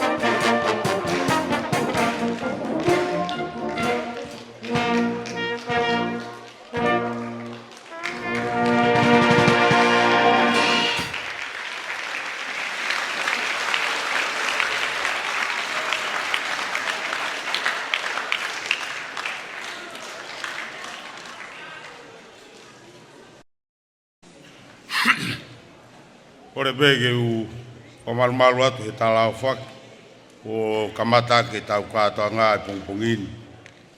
Kau whakakato atu ai ngahi pare tu ki mua ai kolisi e wafta walu. O more be Fakalangilangi ka lei pe ka e fuakiangi ai ngahi pare ko tumutumu eni ko tanak tu ngai wafta walu ai Kolisi Tonga. Ko fa mora de pe ke hataiki pista ya ko e fuakia toanga ki tama pirinisi ngai pare. Special award ki he waf tahavalu, o fuak maupe he ne afio a e pare, ki he tō taha le rei taha he musika, whiunga mo i pānga e wafe. Ko e tauni, o kamata ke aruhake, e re volo musika he Kolisi Tonga au ke form fitu, na kamata e tauni. Pea ko e tō taha tū ki mua, i he musika form fitu, o kune mau, ai pare, i he ne afio, pānga e wafe. Cash prize of $2,000 towards the most outstanding student in music from Tonga College, donated annually by His Majesty the King to both the 6th. Goes to Ha'ano Ha'apai, Utulau Tongatapu.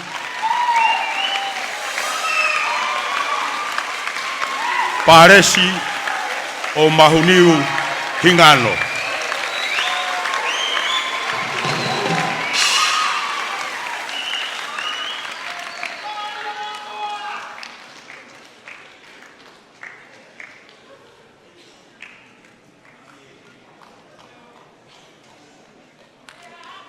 Koe pare hoko, kātake o pasipasi mai.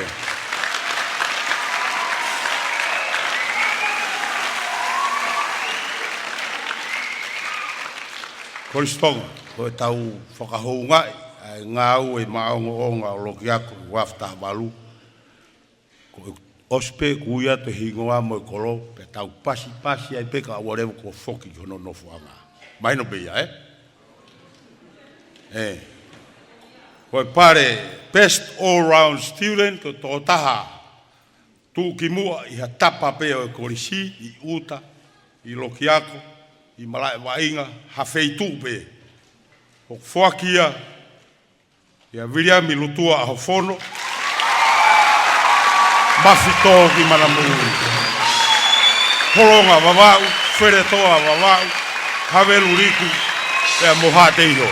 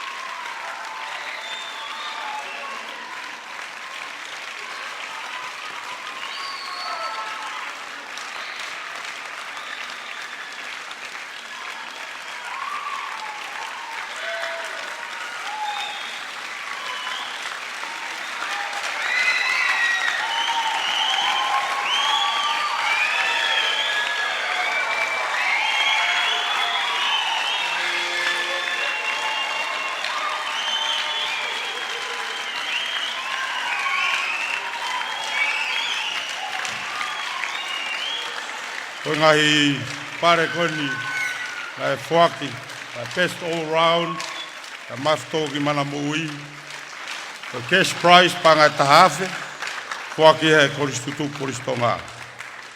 Koe trophy, koe ipu, koe whaki he tanela vaitohi, kai moe vaitohi enterprises. Kai moe trophy, moe book prizes, whaki he kautaha whanau, moe kau whaiako. Koe pare hoko, koe ua whakakātoa ki Kolisi wafta havalu, proxy Masseset for Tonga College 2018, a cash prize of $1,000 donated by ex-students, Kaulaione Tae Iloa, a trophy donated by ex-students, Tanela Vaitohi, class of 68 in Vaitohi Enterprises, and a trophy and book prizes donated by the Parent Teachers Association. Ngai pare ko ni Fakaafe, fuakia e kau taha tutuku, iloa ko kau laione ta e iloa, fuaki mo trophy, tanela vai tohi, pa mo businessia tanela vai tohi, pa mo trophy, pa mo ngahi book prizes, ngahi tohi, ko fuaki ko tutuku. Ave ia ki Campania, Napoli, Italy, New Toua, Fahefa, Tongatapu. Roy Huen Anthony Purion.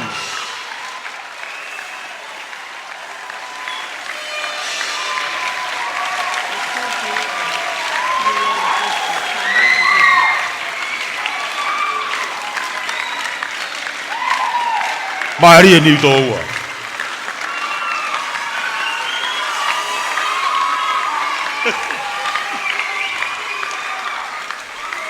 O te ke osi e tau paspasi.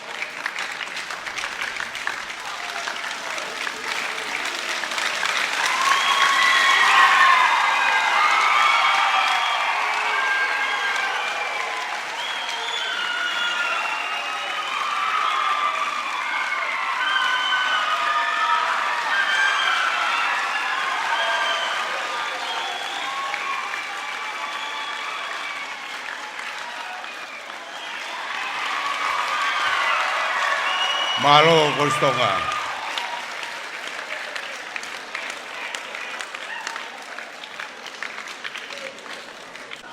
Koe pare whakaosi ni e Tongatapu honi, koe tumu ia e Tongatapu.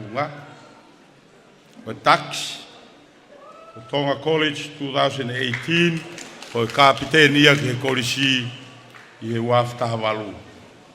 Wai a ngahi pare koe ni. Cash prize, $1,000, donated by Tonga College All Boys Association. 1,000 cash prize, donated by Laioneta Iloa. A trophy, donated by Tanela Vaitohi and Vaitohi Enterprises. A trophy and book prizes, donated by Parent Teachers Association. And a trophy donated by New Lolo Prescott, an ex-student of Tonga College. It goes to Hifo, Tawhahi Niwa Tongatapu, Kapa Wawau, Nofo Hua Toritori, Finde Whakasi Eiki.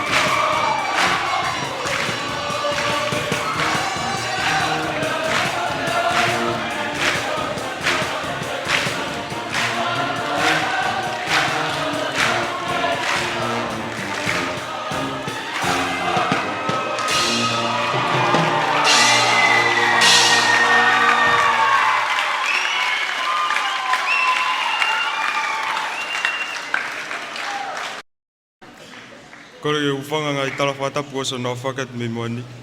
Kata mo ta ilo kita ke faga gile. Toma tuku pa fa malo mo fa feta ke tamai mafi. Ko igo ni tawla mahao ta ngai mowi. Ta wa sia mai ai. A fa sing. E tau fa ko wafta valu. Kega ka venga rea a ko fa malo pe. Toma tuku pe fa malo. Tanga dai pure ako. Toma toko ni. Ka ma ka fa ya ko tape. Na toko ni mai ki mautol. Ma sia mai fa sing. E wafta valu. Kapana ka mo toko ni. He ka mautol ngai tunga ko ni mau yai. Ate fa malo la hen. Ko ngai family ko tape. Na ulava mai. Ke katanga ko ni. Ko iko mo ngai popo ko tape. Mo ngai tokon. Fai mai mak lotonga finga e tau ko ni. Ata fa malola ko mo matua. Kate ko pep ka ma molo fa shake. Kai ko mo ngai tokon ko tape. Ke tau. O lava fai tau fa ko wafta valu. Atpe popo tala monu, kate motor no katape, o fa mo ma. Hagi smash fifia, o tau fo, fun tapu kin. Le mbalang o tau.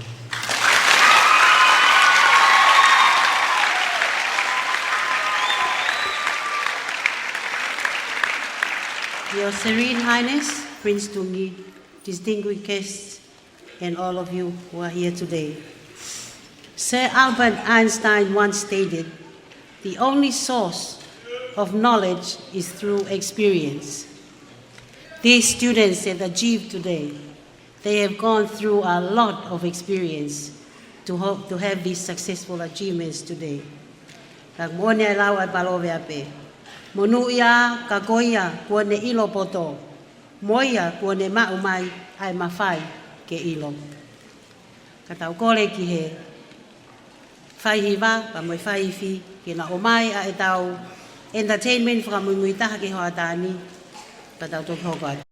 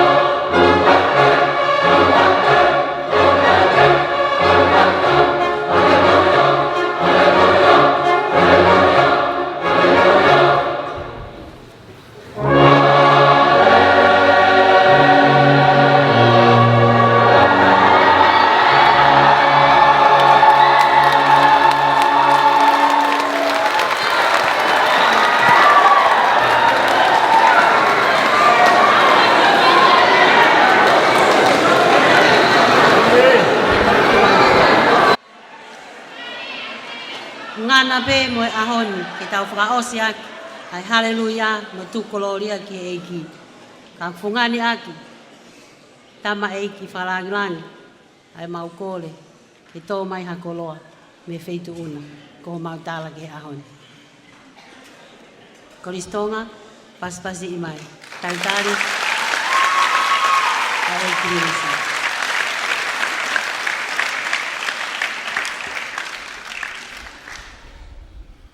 Tapea mo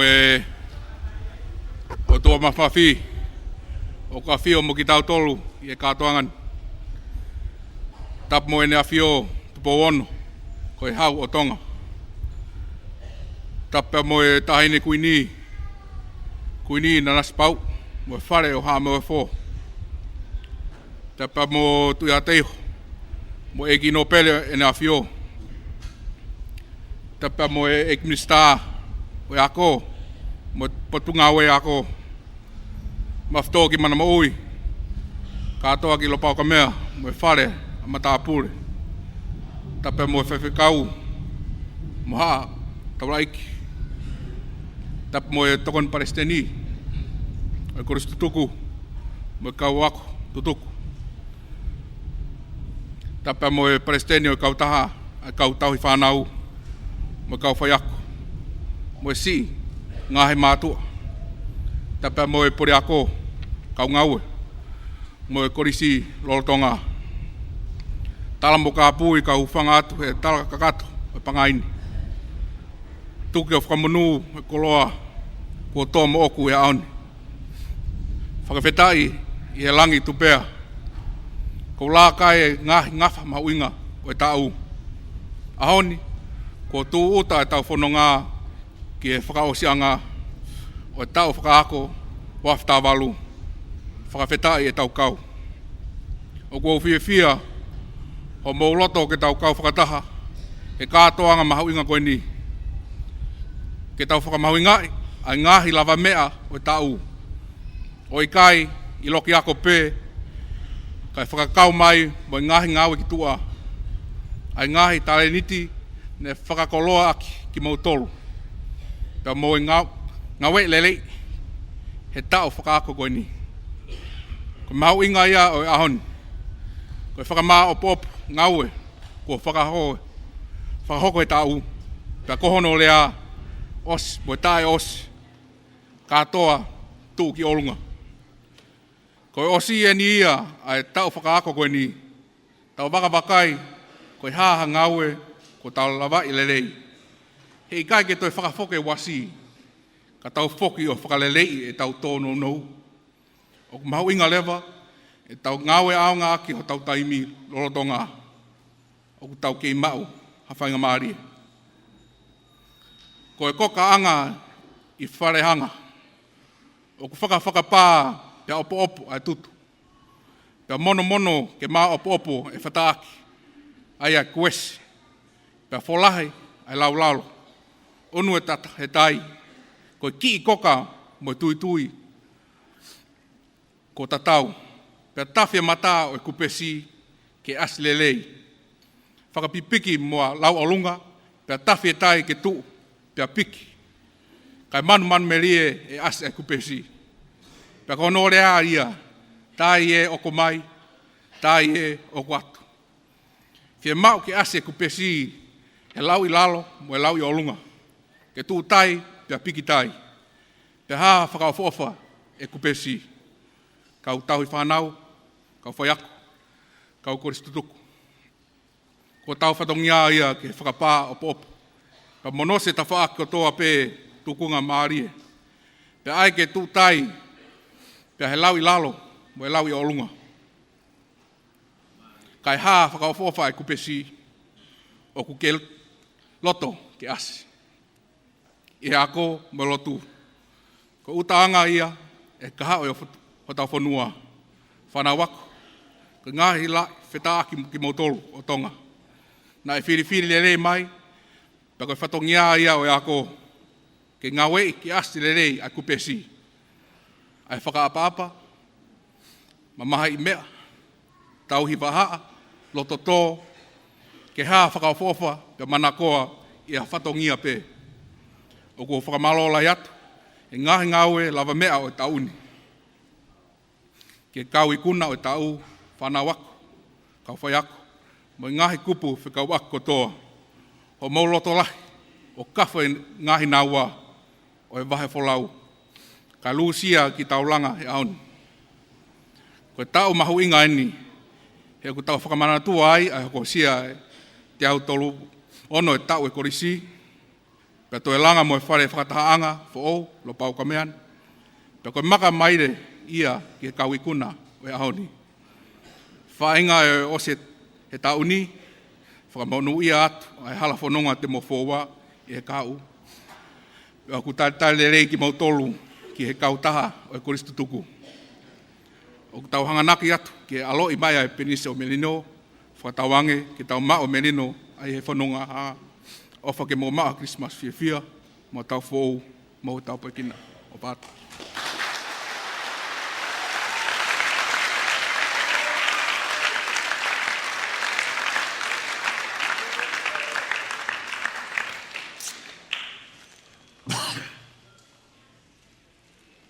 Ka pe mo e awhio tua mafi e kātoa ngani. Ka puatu e Fakalangilangi e ahoni, tama Tungi. Ia mafitoki mana mo ui, peke uhufanga atu e talamalo e pangaini. Ka whakakato atu e whatongiani. Ka whaftai be to whala rerea langi, omi o tau tuha. Pe tau laukau mo ui e ahoni. A tau whanonga ia mai e tauni. Mo te waki peke e ahoni. Pe tau lotua, whawhitai kone whakahoko e tau amanaki e ahoni. Ko whawhunga i atu e whahoani. Ai minister e ako. Ofisa pure ngā aue. Pe moe potunga e ako wako ngā aue. Pure ako. Pau whai ako, mafito ki mana mo ui, pe moe whana wako lolotonga, ai Kolisi Tonga. Ai mau hounga ia, i whainga maaria e wheituuna, ke tari rerei e Fakaafe, ke Fakalangilangi, ai tānak tunga e Kolisi i waftaha walu.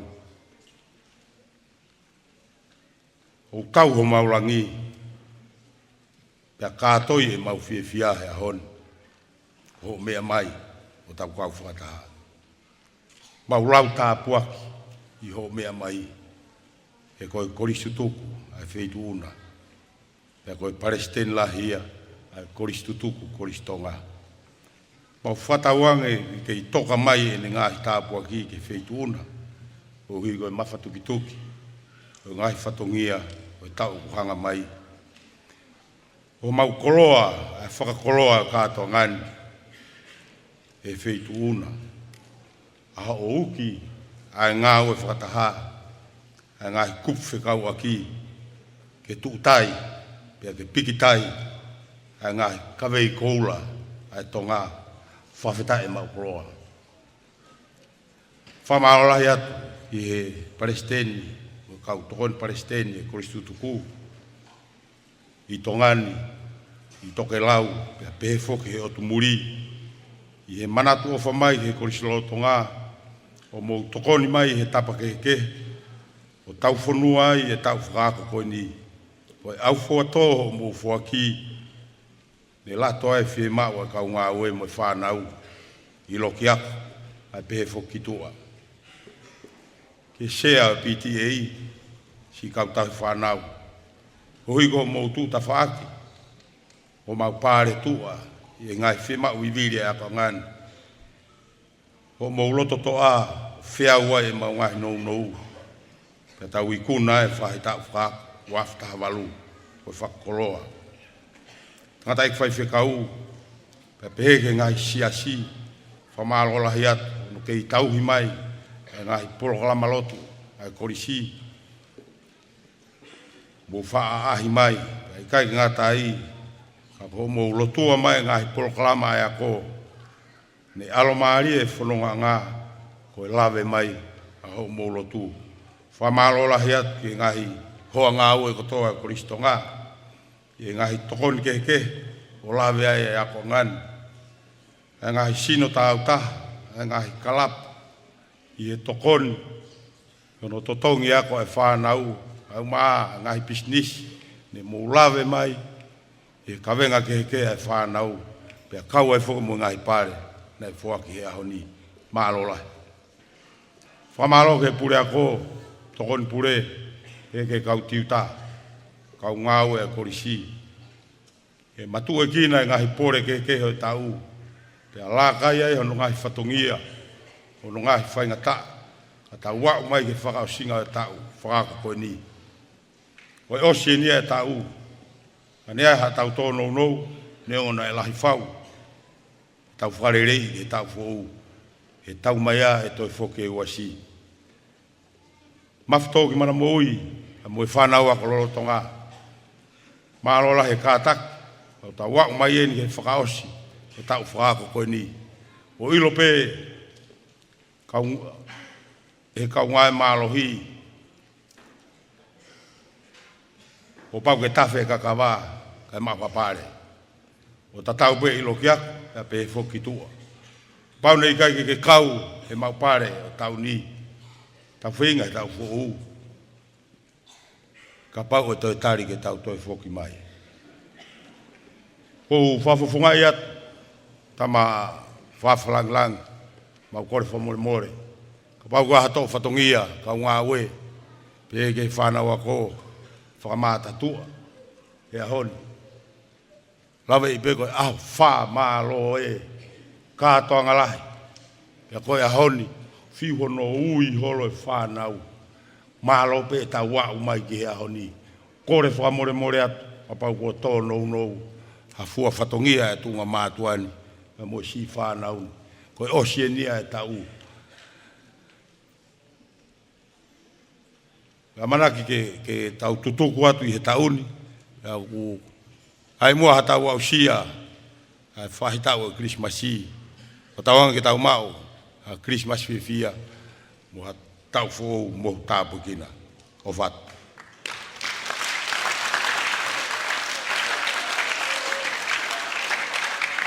Kore begi Fakaafe ai Tungi mo ataha e api ako the tax of 2018 fine frasi eiki kine ka ataki mai o lawe tau himi tuku Fakaafe mo whaifikau Daniela to mo ua ki kelesi to whao se agi ai tau whaswhafonua. Malo au ke.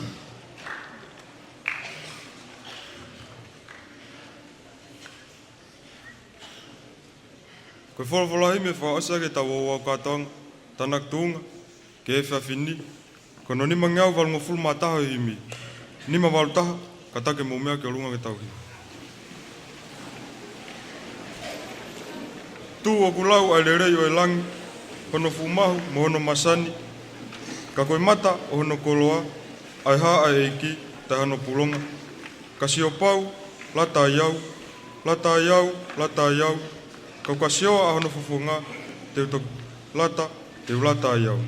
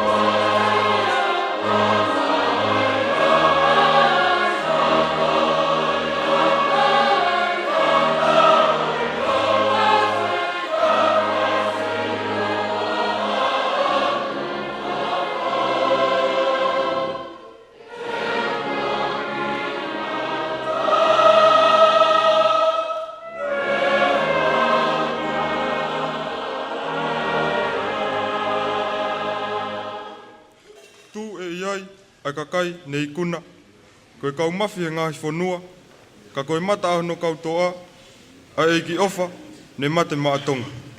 Kasi o pau, lata iau, kau ka sioa, ahono fofonga, te utoklata, te ulata iau.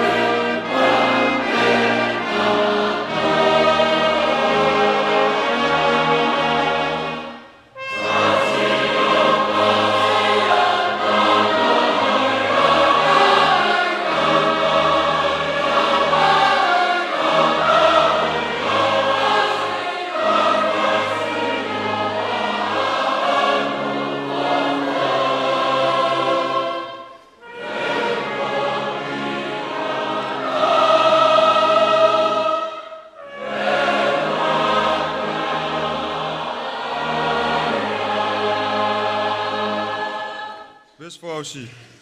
Tūko ngahi lerei o e langi, o kutu mau o i kai ngatu vai. Pea ka ose ngahi kuanga, teu kei toa pe i hono fofonga. Ka sio pau, lata iau, lata iau, lata iau. Kau ka sio a hono fofonga, teu toki lata, teu lata iau.